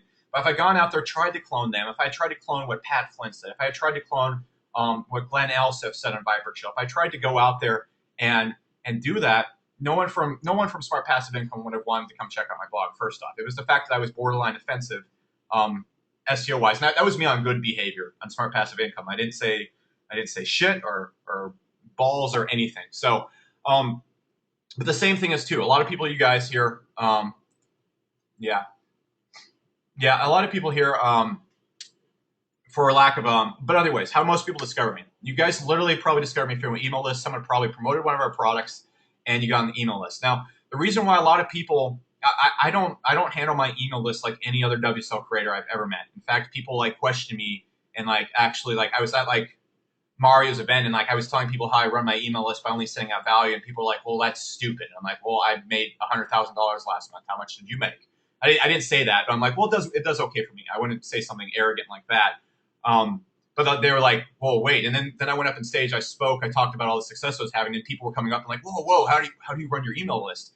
And if you guys are you probably bought WSOs before you're in other people's list, and other than a very select few people, very few people actually talk to their email list. I guarantee you've never been on a marketer's email list who sent you videos of himself in HD with cool backgrounds, who have sent you to a blog or given you overwhelming value, or have done all the stuff I've done for the email list, right? And you know, my partner Alex Cass, he's more of just a straight sales marketer and great guy, but more sale. He told me not to do that. I mean, you know, I talk to other people. They say, "No, Alex, you just need to promote procs all day. That's how you're gonna make money with your list and stuff like that." I said, "No, I don't know. I'm gonna make a blog and then grow a blog and a big brand out of it." All right. And because of how I interacted differently, I did the polar opposite to what every WSO promoter was doing, what every other product creator out there. All right. And the thing is, guys, compared to like you're probably not in the JV world, like I am, but if you compare me to other product creators out there and stuff like that, product launches, I'm actually not the best product creator out there. We actually have pretty mediocre launches. I mean, in the big span of things. If you guys have ever heard about like Chris Munch and stuff like that, we have about average launches usually. We're kind of in the middle ground. So it's not like I'm the best product launcher. Our conversion rates are good. They're not the best they are. We're decent. But the thing that separates us, the thing that makes us so successful is the fact that we acted so differently. I don't promote procs all the time. I very rarely promote a proc. I send people to my blog and give them free content 9 out of 10 times. And then when I promote procs to them, I only usually promote my products. All right. And that's kind of you see what I did there. Because when the promoter niche, the product creator niche, all the people that have gotten your emails in the past, every single one of them, has promoted to. They all act the same exact way. They're kind of mystery men. They have really no brand or anything like that. And because there is such a vacuum of value, such a vacuum of trust, such a vacuum of just a solid person coming up and helping you, you guys, people literally flock to SourceWave. Right? The site now gets about 5,000 visitors a day, and it's because of how I interacted with the email list. Right? I would never gone on Pat Flynn if I wasn't able to generate that much trust and that traffic around SourceWave. So do you guys see how that works real quick? All right. Doing what other people are doing or doing what other people are doing is the worst thing you could ever do. If I operated with like another SEO promoter right now, I'd still be making maybe, I don't know, I'd probably still have a job or something like that. So you guys see that real quick? Just that long drawn out story. So think about that real quick. Think about everything you're doing and how it compares to what other SEOs are doing. All right. How it compares to what other businesses like yours are doing. And then think about how you can be completely, totally batshit crazy different. All right. It's the safest thing to do, because if I had not done that, if I had not been taking risks, if I had not tried to be different, that would have been the biggest risk, because then I would have been guaranteed to be unsuccessful. All right. The fastest way to guarantee you will not be successful is doing what other people are doing. All right. So on top of that, being way too nice. All right. A lot of times I've gotten flack from people from how I write or that I don't write for everybody. I don't make videos for everybody. I'm sure there's, maybe 80% of people like my videos, but 20% of people hate me. I've seen comments in the comment area. They're like the nastiest things I've ever seen in my life. But the thing is, I don't write for everybody. I'm not too nice. All right. I'm a nice guy, but I don't make a business for everybody. All right. So don't be too nice with your business. You don't have to be politically correct. You don't have to be a happy-go-lucky business that ignores facts and results and just focuses on the pure mental masturbation that's out there, right? If you sit down with a client and you sit down, you say, look, I'm just going to cut the BS. I'm sure all these other marketing companies are saying shit like that. I'm going to show you what I can do real quick. I'm not even going to pitch you. Let's just sit around. Let's hang out.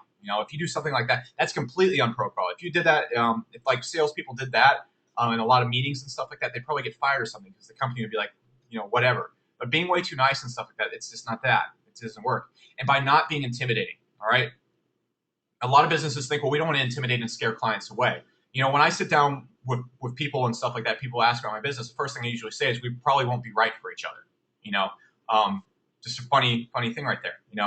I say we're not going to be right for each other. I want to make sure our businesses can work together. I want to make sure I like working with you and stuff. I'm sure you're a great guy, and I'll point you in the right direction.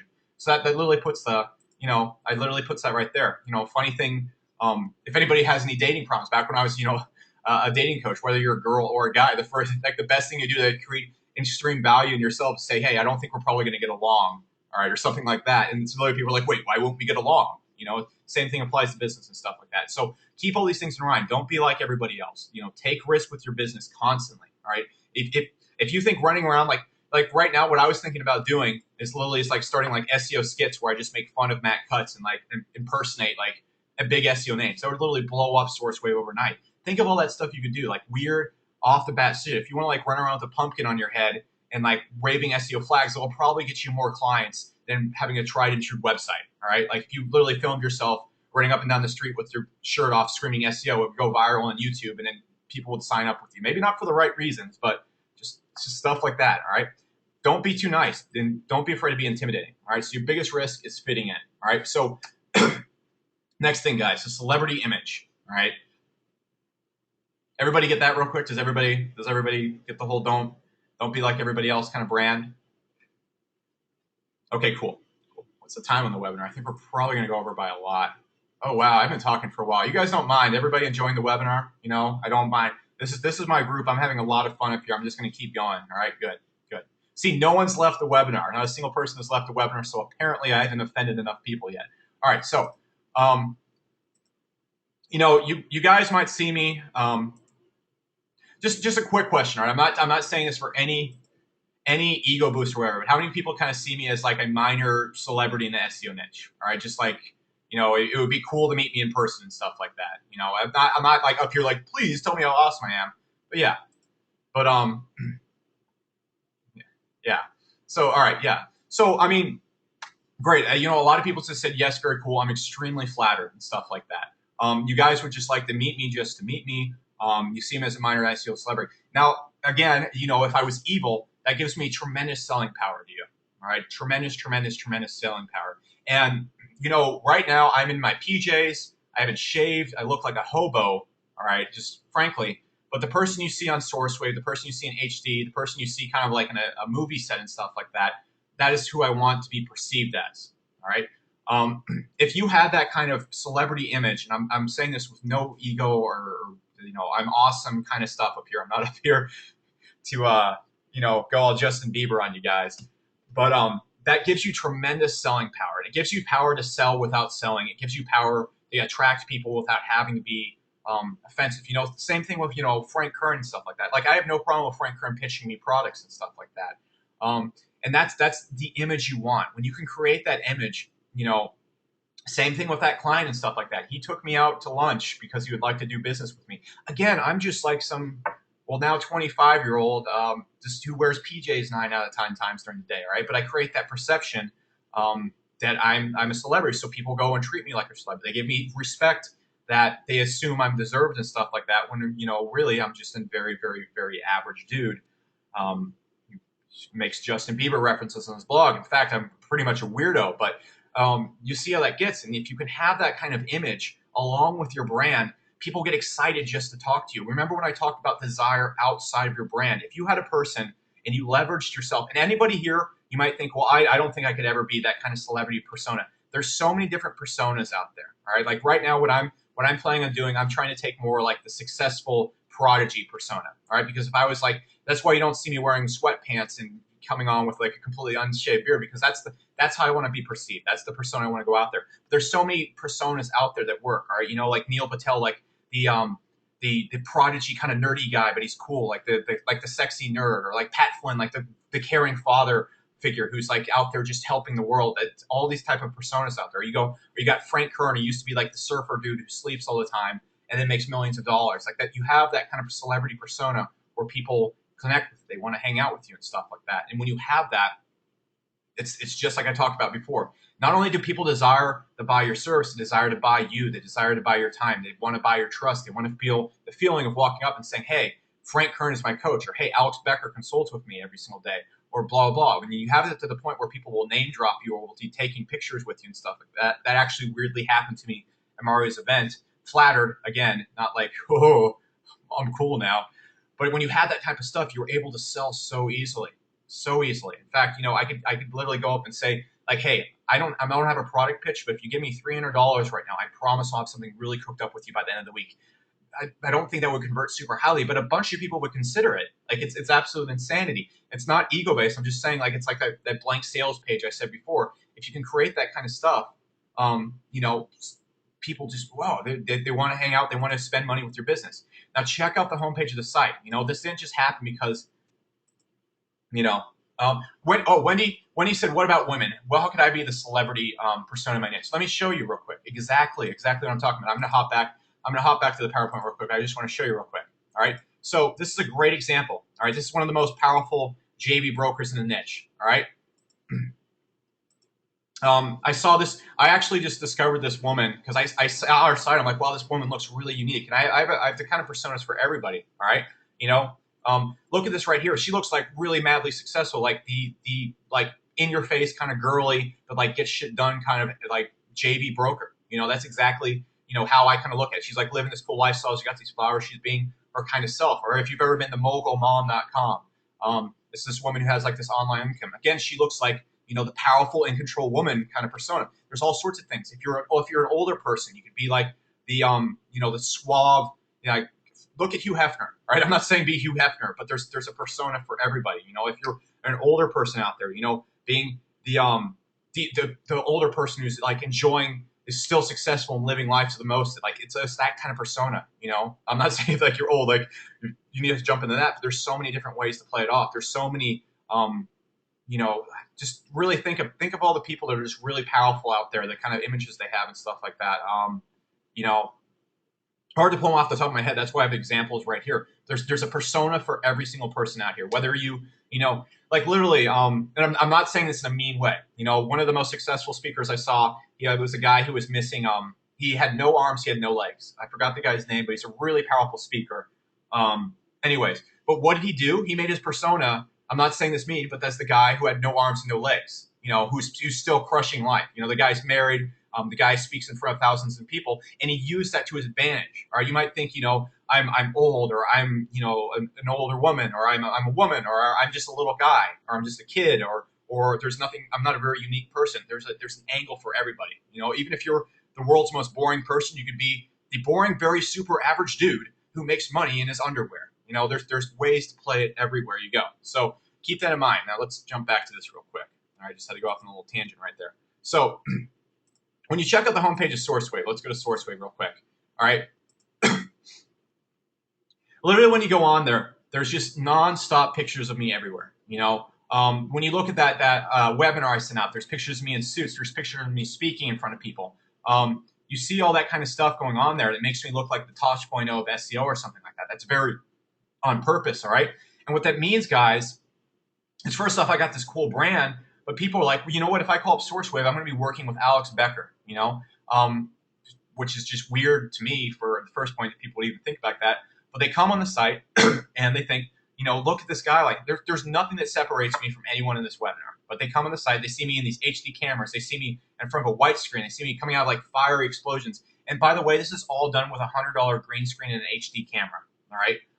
Maybe you can't afford an HD camera like that, but Andy Jenkins, Google Andy Jenkins after this. The guy uses an iPhone to film all of his sales videos. All right. So don't give me that. I can't afford an HD camera or something like that. But you see right there, that's the persona I create right there. I have these green screens. I have me doing all this advanced stuff. And when a person comes on here, they want to know about me. All right, just because of how I look on here, how I seem. And so when you have your SEO business right now, if you're operating solely behind your brand, you're making a huge mistake. You're missing out the biggest bonding thing you can have ever, and that's the celebrity persona.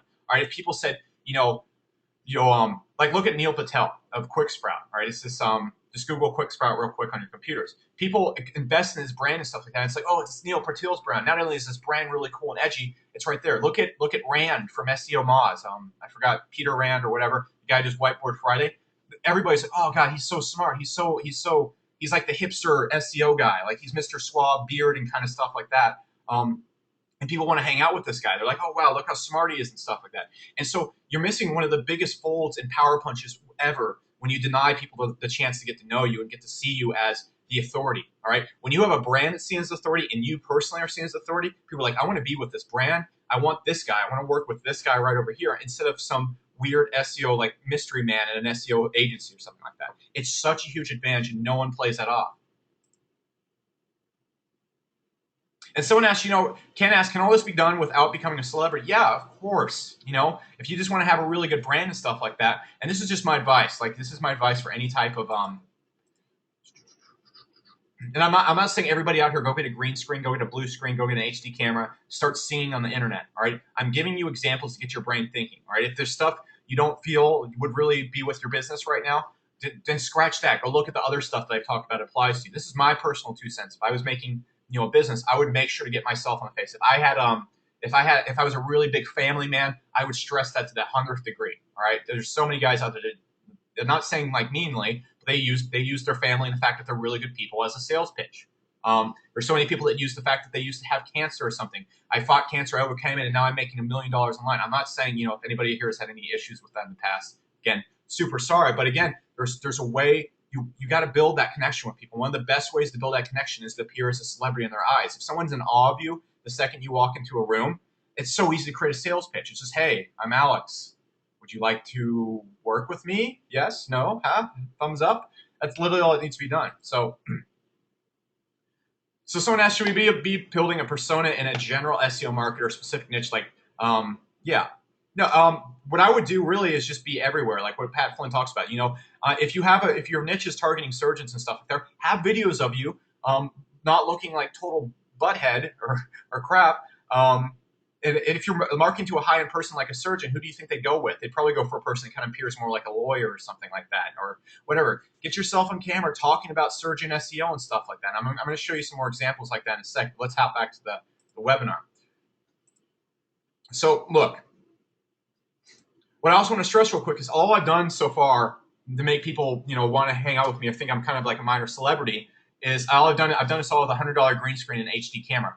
One big thing I noticed, and don't go tooting this everywhere, but like on a site like Viper Chill. Viper Chill is a really big SEO blog, but I noticed Glenn Olsett never gets in front of a camera. All right, I made myself super different by being in front of a camera. Now, Glenn Alpsup's a great guy, not ragging on him at all. All right, really good guy.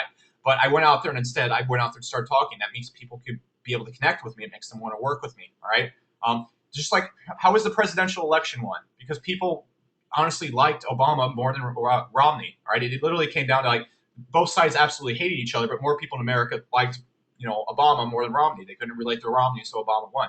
Relating it makes people president. JFK won the election back in the day because people related to him more. So never underestimate that power. All right. If you can get a person excited to do business with you, you've literally destroyed 90% of the sales barriers right off there. You can ask any price you want as long as they can afford it. All right. Being on video creates like a TV-like image. We're literally raised in social conditioning. When we see people on the internet, on YouTube and stuff like that, we think of them as celebrity. Anybody can do it though now. All right. And it's not because we're like stupid and people are like, oh, he's a celebrity. It's just because we're socially conditioned from watching TV our whole lives. And this is so important if you want to be a mostly sold at a small scale but highly paid business. All right. You can either be like a large scale business with tons of people that has like a big corporation like brand, or you can be like one of the smaller brands. It's like a few people and that like it's unique to work with. All right. So having a person to connect the business to create a super strong is one of the best ways to create a super strong bond right away. And on top of this, guys, if the people who view you like a celebrity view you as their teacher, oh boy, like there's nothing you don't have to sell. People will seek you out and they will pay you lots of money till the day you die. All right. Same exact thing. Frank Kern, I use him as a big example all the time. Like, there, people see him as a celebrity and they see him as the person they've learned from the whole entire time. Dan Kennedy, you guys might not know who that is. Famous copywriter or sales page creator. People see him as their teacher. They see him as a minor celebrity. People will pay him whatever they want as long as they can talk to him. All right, that's just the biggest selling power right there. So if you can be a celebrity in people's eyes and also be the person they view as their teacher, if they can afford to pay, if they can afford to pay for you, they're going to pay for you. All right, just hands down. All right, so you laugh now, but go get some professional pictures taken to make you look like the bomb. All right, go get some pictures taken that make you look like a smart, a cool, successful person. You might be laughing like, is this the business advice I jumped on to hear Becker say? Yes. All right, go do this right now so people think, when they pick up the phone and call you, they don't want to be thinking like, well, I don't know who I'm going to be talking to, and there's this mystery man behind the phone. They're like, wow, that is, let's say John, I'm going to use an example. That's John Davis. Oh, look at John Davis in this video. Look at him in this suit. He looks successful, Look at him on stage here. You could literally go to the next event you go to, hop on the stage real quick, take a picture of yourself on stage. People are like, whoa, John Davis, just from those pictures in that video alone. All right, that creates that celebrity image right at the back. Get a picture of you on stage. All right, literally go anywhere that has a stage, guys. Take a picture of yourself. Seriously, the biggest view of authority is being on stage. All right, people are like, oh, look at Becker, he's on stage. You know that picture of me on stage that I use all the time? That's just me giving a 10-minute speech. But now people are like people come to my Facebook now. They're like, Alex, you're doing such big things now. I'm like, yep, yeah, I am. It's just from that picture. All right, look at the leverage that creates. Look at that authority that gives me. All right, make an Amazon book, put your face on it, post it all over your site. All right, put yourself on the cover of a book. You can go into Photoshop or pay someone in Fiverr to do it. Do it. You'll look like a celebrity authority author. All right. Use video to create the watcher, that kind of TV aura.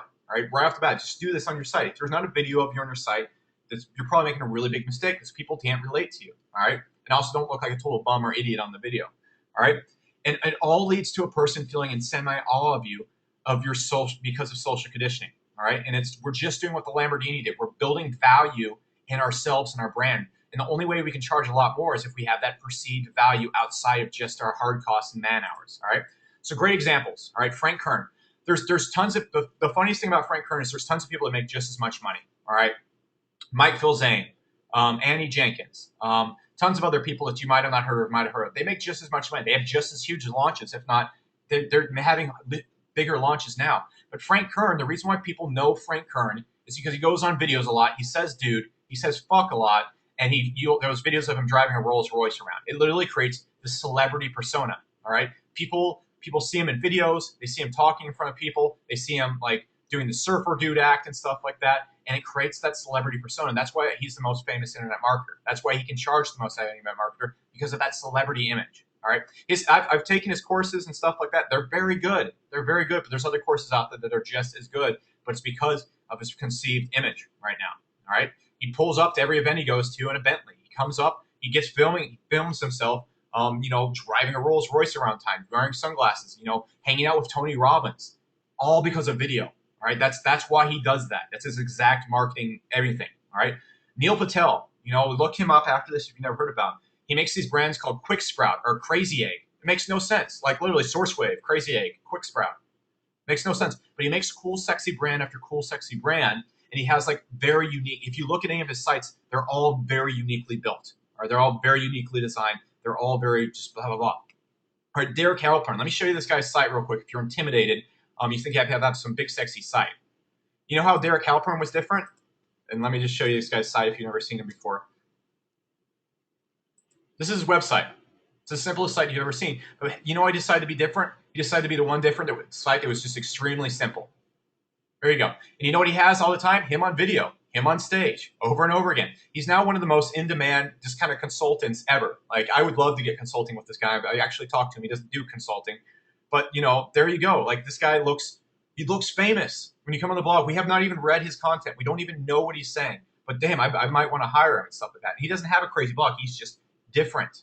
All right? Different. See what I'm talking about right there? All great examples of people creating celebrity personas in their niche or their market right there and being able to charge the highest price. You know, getting consulting with Neil Patel is like a $40,000 per month contract or something like that. Something insane, all right? Because of the persona he's created. All right, I'm going to pull up Neil Patel's webpage real quick too. All right?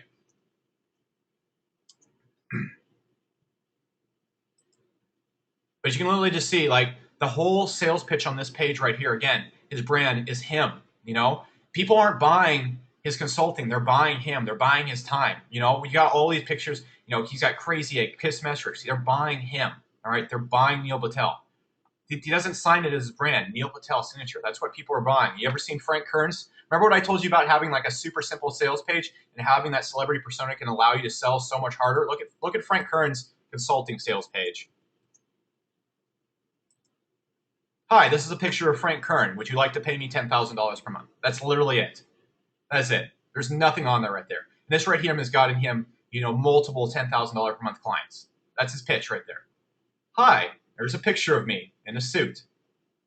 Would you like to buy now? So if you think keeping yourself out of the picture, you think hiding in the shadows is good for your brand, you're completely 100% wrong. The richest people that have the smallest kind of staffs and stuff like that all are doing the same exact thing. So keep that in mind.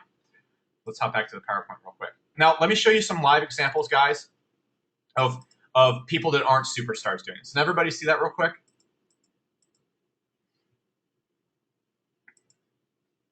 Yep. Yeah, everybody see that real quick? Does everybody, I know a lot of people might be intimidated right now thinking, you know, I don't think I could ever be kind of a celebrity in the niche. Why not? You know, if you want to make, you know, $500,000 a year having fun, what would be more fun than being like the celebrity in your niche and having people coming and finding you and paying you lots of money? I think that sounds like the best thing ever. I mean, as long as it's not like you're a celebrity for bad things, all right? So keep that in mind, you know. Public speaking. Public speakers get paid so much. You know, anybody can do this, all right? So let's look at live examples of completely normal guys I know, completely normal business owners, people that just got started, taking advantage of this, all right? All right, so let's hop over real quick. All right, check out this guy real quick. Kyle Guston is a guy I've known for a while, and he just started his own SEO kind of company and stuff like that. Now, he got started just like anybody else here. Now, check out this guy's site. Kyle looks famous as hell, all right? Like, I literally saw this site and I'm like, I would like to work with this guy. He looks cool. All right. You know, look at it. It's just a cool looking site. You got him up here. You know, he looks like fucking dropping the F-bomb a lot more now. Now you guys know I'm getting comfortable with you because I'm dropping the F-bomb. He looks like Bradley Cooper up here. You see him up here with all this golden stuff. You see this cool logo. Like anybody that sees this page, you're like, this guy looks like a successful cat. Now the funny thing is, a few months ago, yeah, I've watched Kyle. We're not like really good buddies and stuff like that. I just saw it on Facebook and I've watched him over the months. And, you know, a few months ago, he just got started cold calling. You know, he started his business from absolute scratch, cold calling, not having a lot of success, and eventually got a few clients right now. Now, you probably think, you know, how much money do you think Kyle Guston charges per month now? How much money do you think he can charge per month? Just give me, how much money do you think he makes per month? How much money do you think he can charge? 5K per client, you know? Cool. Yeah, low 5-figure per month, 20K per month, 5K per client. The funny thing is how Anthony got started, he had like a $500 and $1,000 per month client. All right. You you see this guy right here, and a lot of people are low shooting. A person who jumps on this page right here, this guy just got started. He had the website redesign. Boom. He's not bringing it in big to him, but look at the perception. Look at what you perceive as worth it. I see some people thinking he makes 20K per month. He's the executive. You know, this guy's gonna, what he can do now, think of the celebrity persona he has right now. When a person calls him up and gets a meeting, they picture, you know, this big successful guy walking in the office with a suit and blowing their mind. All right. And this is all perception. This is all stuff we're drawing completely out of our heads right now. Someone said, you know, he charges 5K per month per client. All perception. All perception. There's nothing right here that says he's really good at SEO. There's nothing right here that shows his income. It's all completely perception. All right, and that's the coolest thing about this. Now, again, look at this web design company right here. This is my friend Gabriel. I've actually known him for a very long time. And Gabriel has a very successful web design company. Again, pretty much solo guy right here. But you can see, what does he have on his site? You know, he has videos of him, right? He's just a really relatable guy. You know, when you see Gabriel. Hey guys, my name is Scott Gabriel Hummel, and I'm the owner of very, very simple guy. And, you know, he runs all these charity stuff. He has this Gabriel Works. If you type in this guy, you'll find like so many spin-off businesses of his business. And he just has a cool business that people want to be a part of. All right. Look at the brand in here. Look at the strong colors. This is not a site that you just go through real quick. All right. And it's just cool. Like, people see him like, this is an average guy who just does all this cool stuff. He's also in the Austin area. So this is like perfectly stands out for Austin, which is like a kind of dude town. And just boom, like the branding, the colors, everything like this. You know, how much you think Scott can charge per website? You know, how much you think his average, you know, cost per website he designs is? Just throw it out there. You know, 10K. You know. All right, so I saw some people throwing 10K, high four-figure. Scott can charge easily $20,000 to $30,000 for a website, easily. This is a very successful owner right here. You know, I almost worked for this guy for a long time, and that's because of the brand. People see him right now. Like, when easily that's the going rate. He can charge what agencies can, because look at his work and stuff like that. He has really cool stuff, you know. But when you see his site right here and stuff like that, you see a cool, relatable guy you can talk to. When people pick up the phone, they go, "I want to work with Gabriel." Gabriel.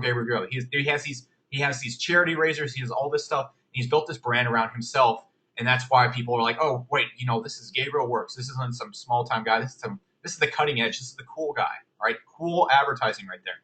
All right, this woman right here. You know what her job essentially is to hook up JVs together. At least that's my understanding and stuff like that. But she looks like a mini Oprah or something like that, or a mini like You Go Girl.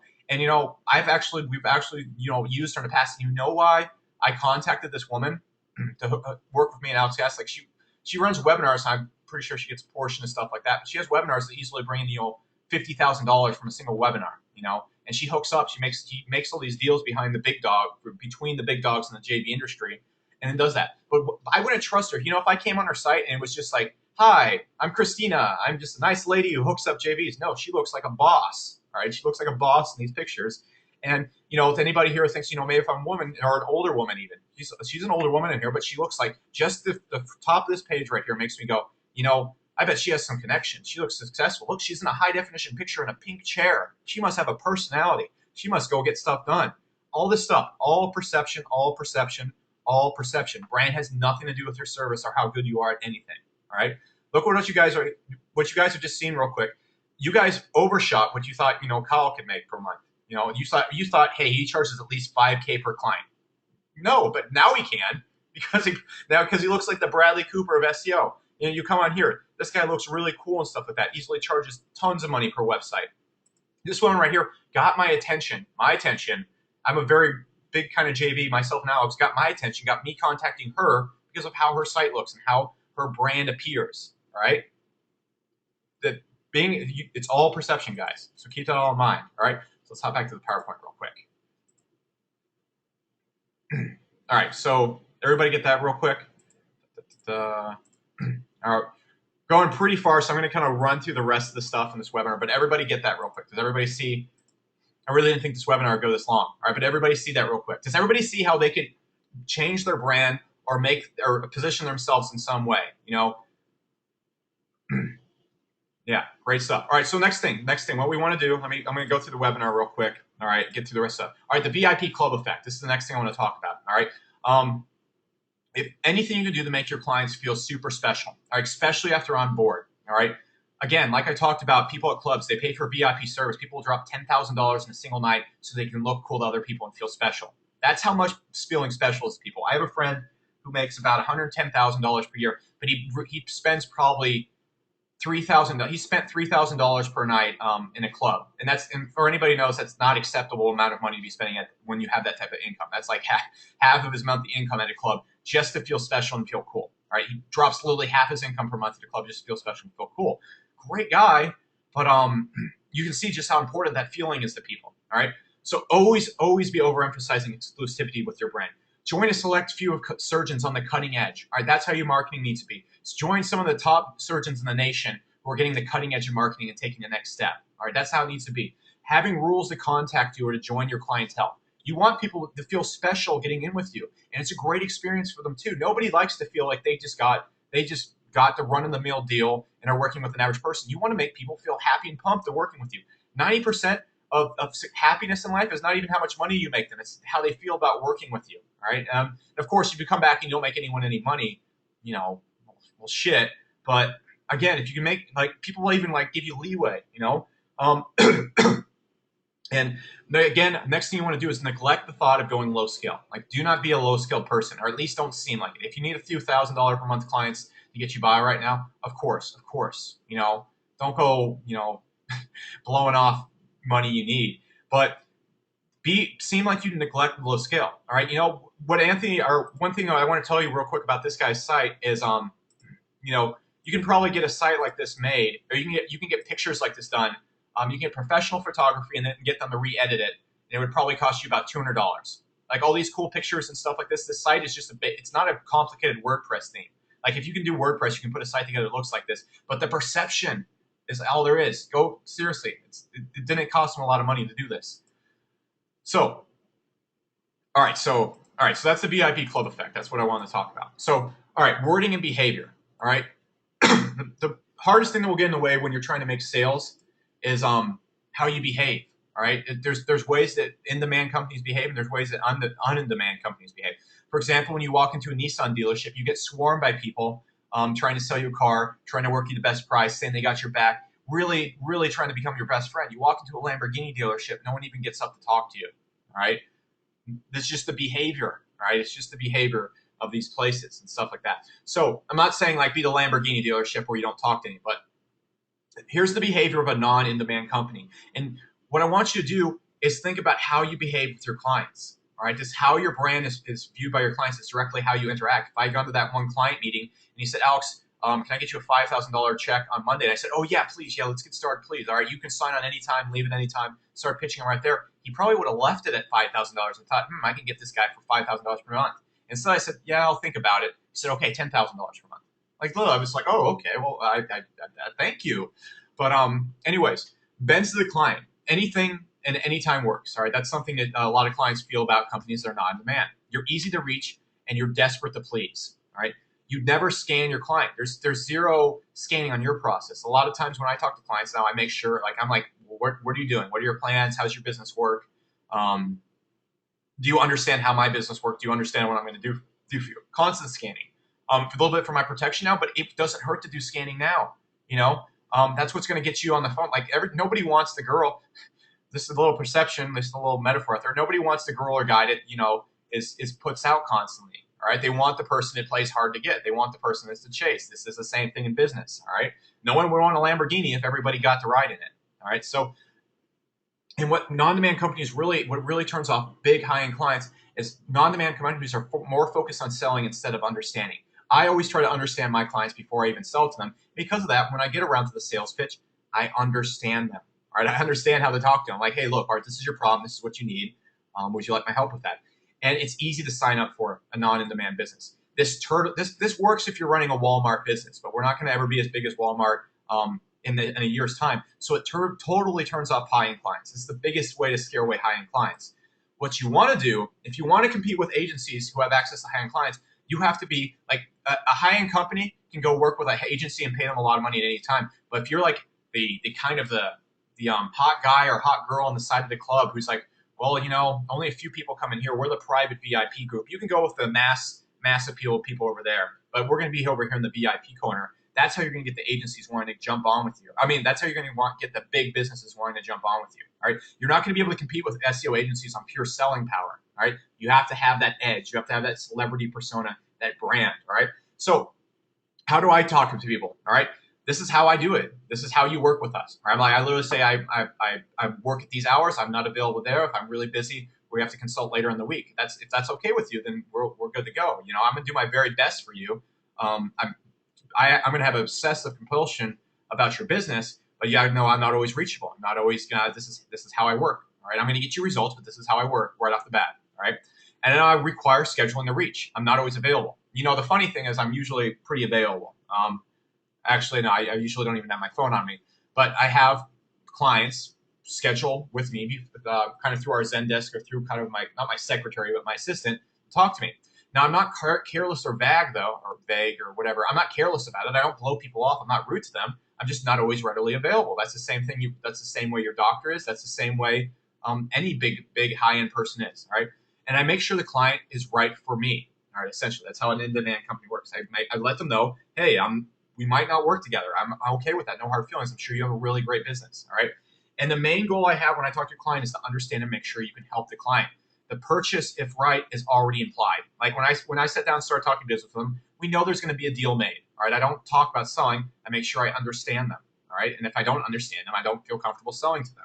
So on top of that, it's difficult to sign up and obtain my business. All right. At least it's perceived to. In some cases, yes, it is. It's not for everybody. And that's how I always frame my brand every single time. So it's like the Lamborghini. All right. So how do I manage this? Have clear rules. Make it clear you're not the budget Walmart service. All right. Have a step to be taken to get contact going. They do not have to be difficult, but always have steps that your clients have to take to contact you, even if it's for the first meeting. All right. We will contact you within this time span. Not we will contact you immediately and be your bitch instantly. It's more, there's respect going on. This is a high-end business. This is two people exchanging a lot of money, and there needs to be respect. All right. Literally what I say when I talk to them is, look, my big goal at the very beginning is make sure we are right for each other so we both move forward. I'll tell you beforehand, this might not be the best for us. I want to figure that out first. Look, I'm not the cheapest and I'm not for everybody. You understand that? Yes, yes, yes, yes. Now, you'd think me saying that might scare clients away, but it just makes them want to work with me even more and more. And then it makes when I say, hey, look, it's going to be $5,000, $8,000, $10,000 per month, they say, oh, yeah, I was expecting that. That's cheap.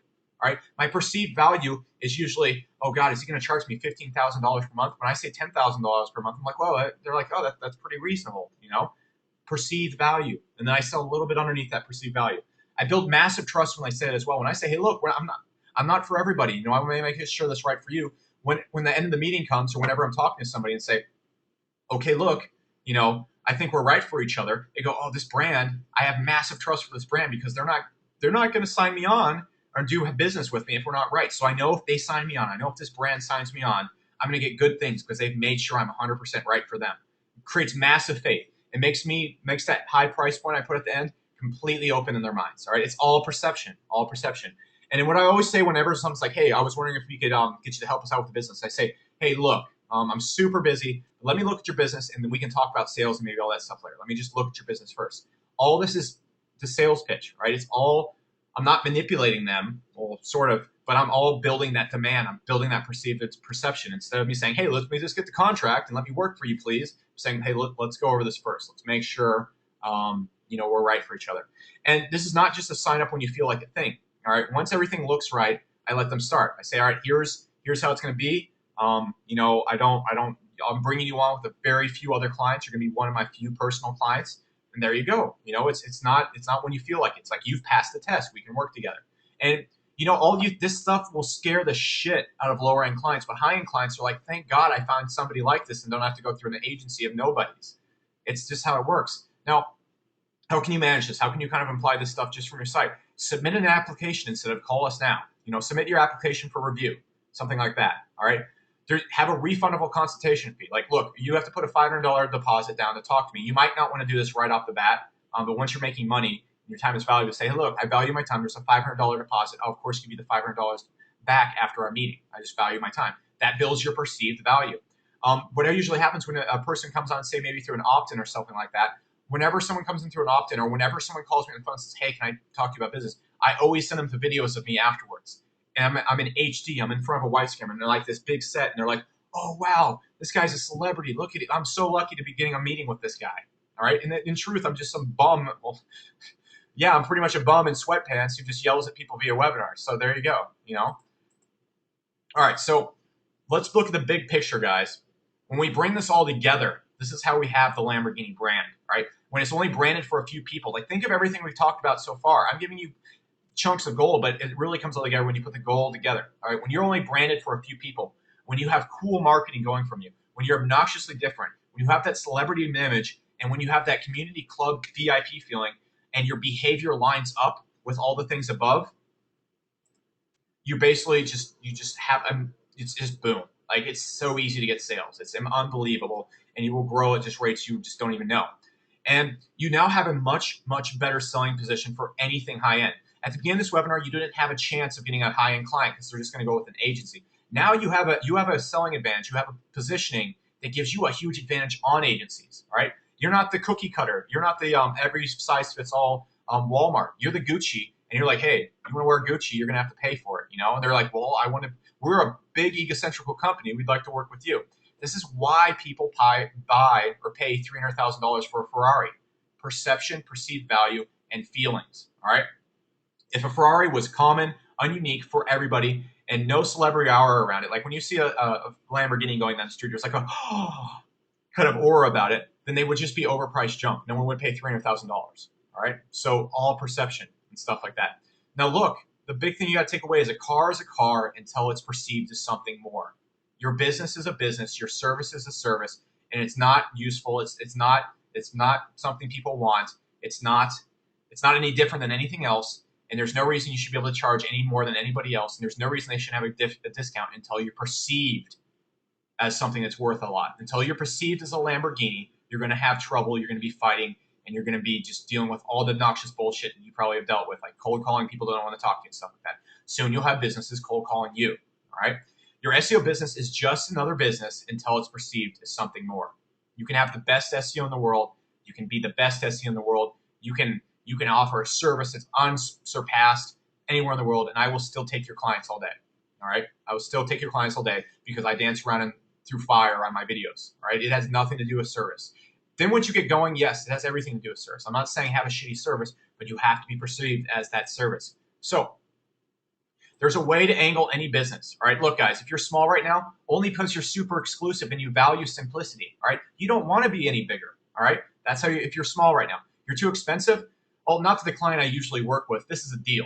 All right. There's a way to reframe everything. Are you unheard of right now? Well, I have a book and I'm on videos everywhere. Maybe you just missed something, or we're just too high end for the mainstream. Right. We're not for everybody. Like, that's something like literally, like, a lot of people, if they've never heard about your business, like, well, look, we only really deal with high-end clients. So you don't really see us out there like SEOs and stuff like that. There's a way to reframe value and add value to anything out there. All right.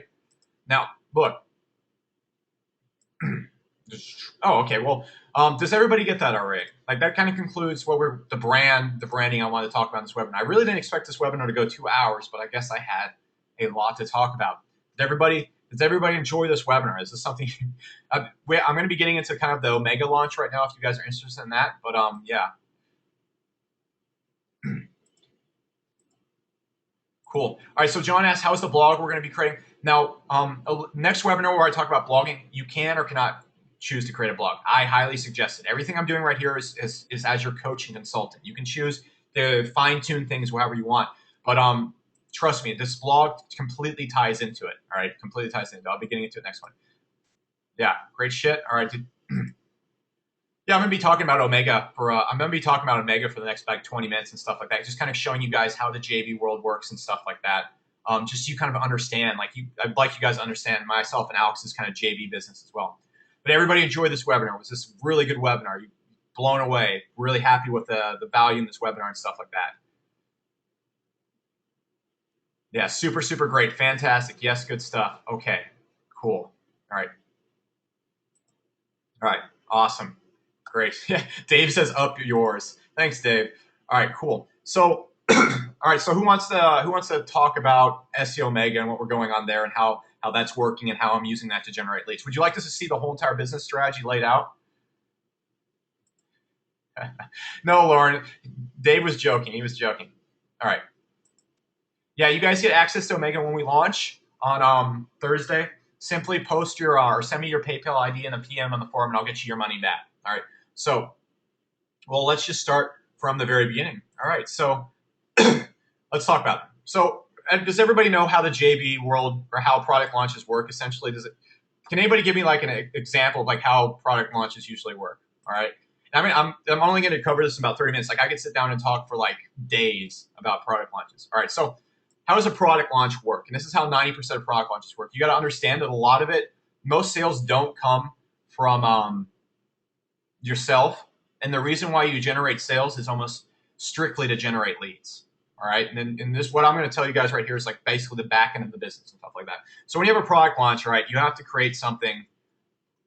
You create a product. All right. And usually when you create that product, you want it to, for lack of better words, give people what they want. All right.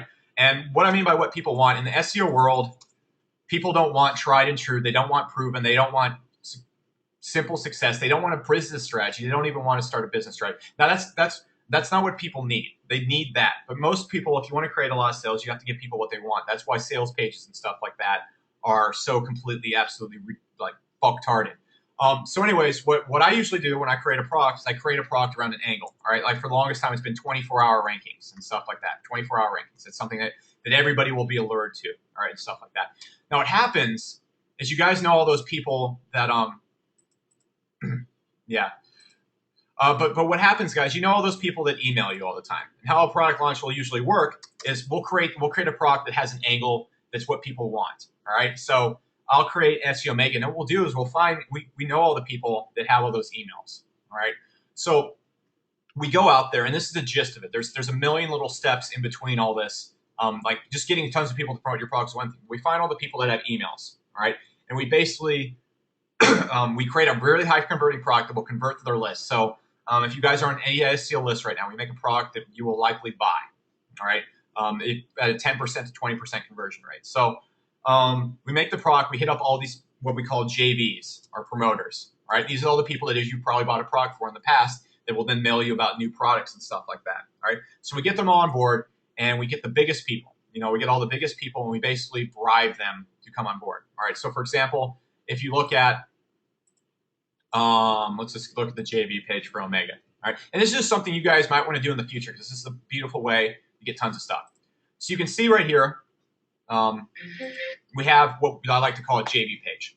So what happens is we go out, and what Alex Cass mainly does is he goes out and gets all these people that have email lists and stuff like that on board. And what we do is we're giving away $15,000 in prizes, you know, to the people that promote us and get the most sales. And if you go down, you know, you see we're giving away a Rolex, Pac-Man arcade machine, all this kind of stuff.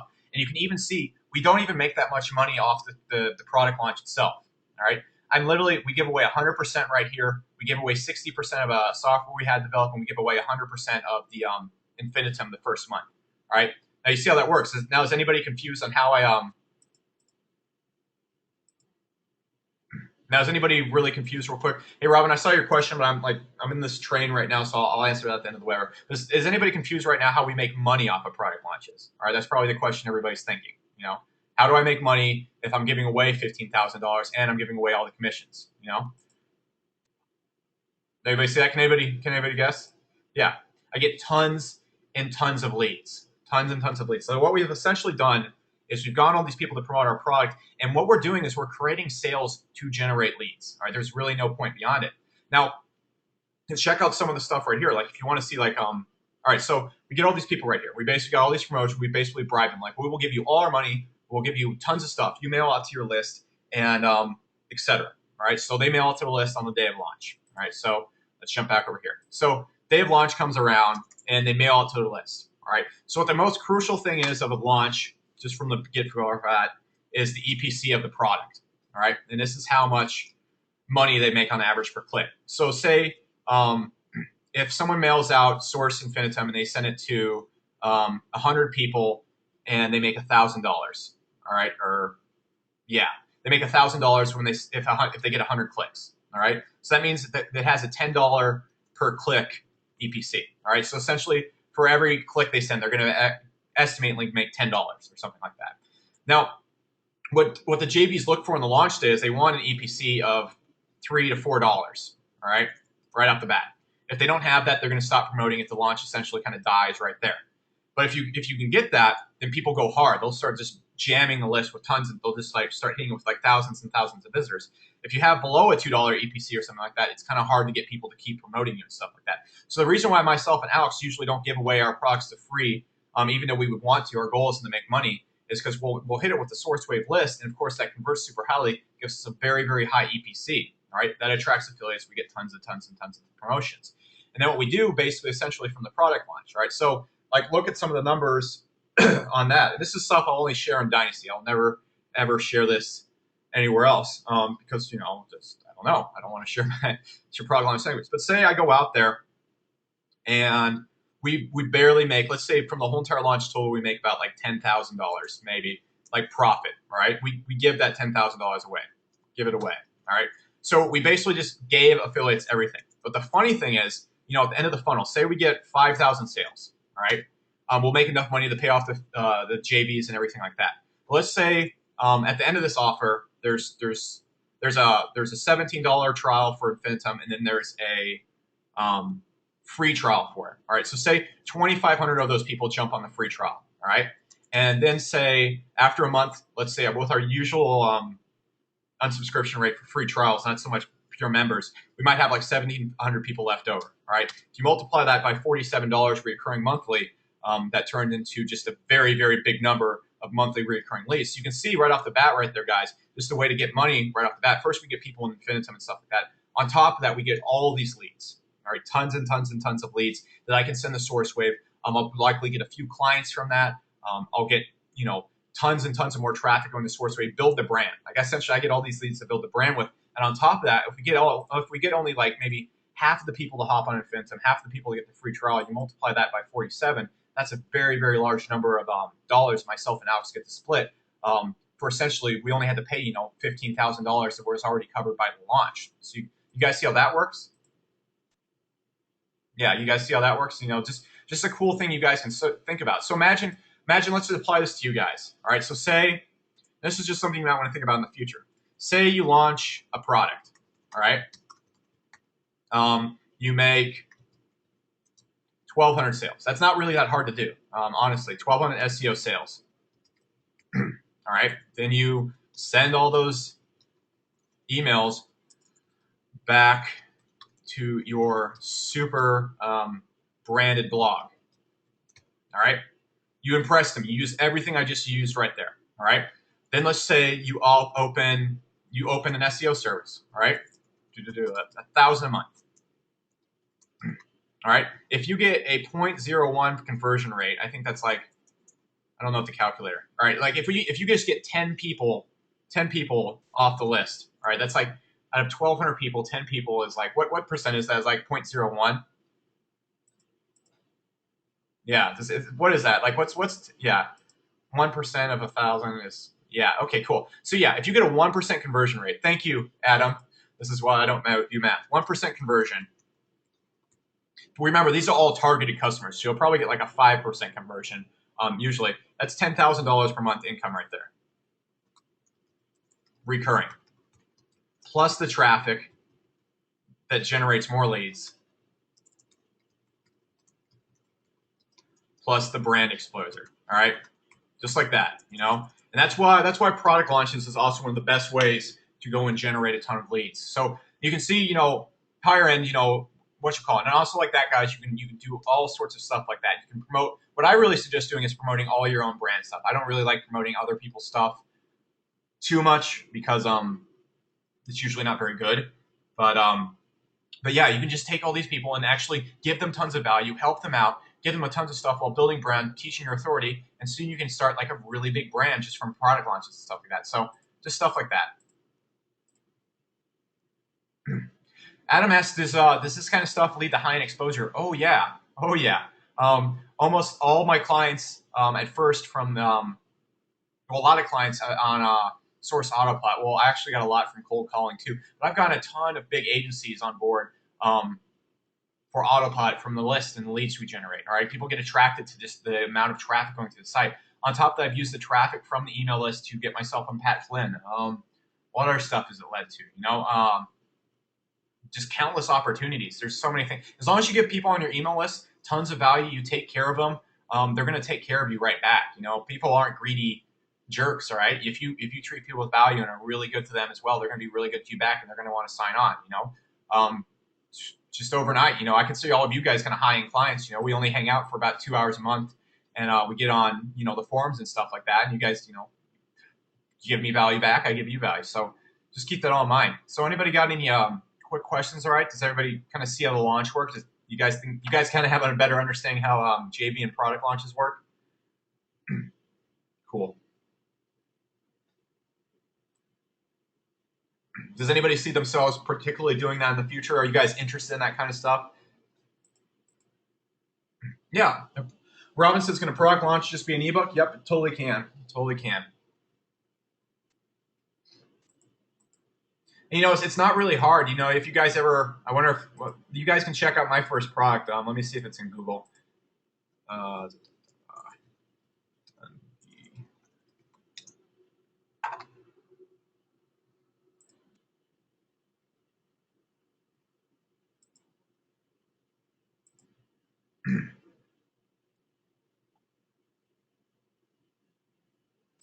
But yeah, you guys can literally see right here, like, this is my first product launch right here with Alex. Panda Dundee way back in the day. Got Crocodile Dundee running around, stuff right there.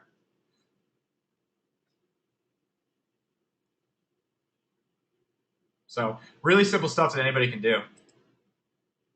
But there you go. Just food for thought. Like, that's not the main point of that's not really the main point. We're going to be getting into this a little bit later on. The main point is really building up just a really big brand and business right off the bat. So good stuff. Does anybody have any questions real quick? We've been here for about 2 hours and 10 minutes, so I might be going to bed soon. I'm pretty exhausted. If you guys have any questions real quick, just hop on the forums and hit me up. You guys see me on there all the time. I'm real quick answering those questions. So if you guys have any questions, guys, just hit me up on the forums. I'm tired and pooped. So with all that being said, guys, you guys enjoy the webinar. Good value, good time. You guys enjoy it? Cool. All right. Great. I'm glad I could help you guys out. Thank you so much for being a Dynasty member, as always. I'll see you guys in the forums. I'm going to be posting up the Google Plus page and stuff like that, and we'll go from there.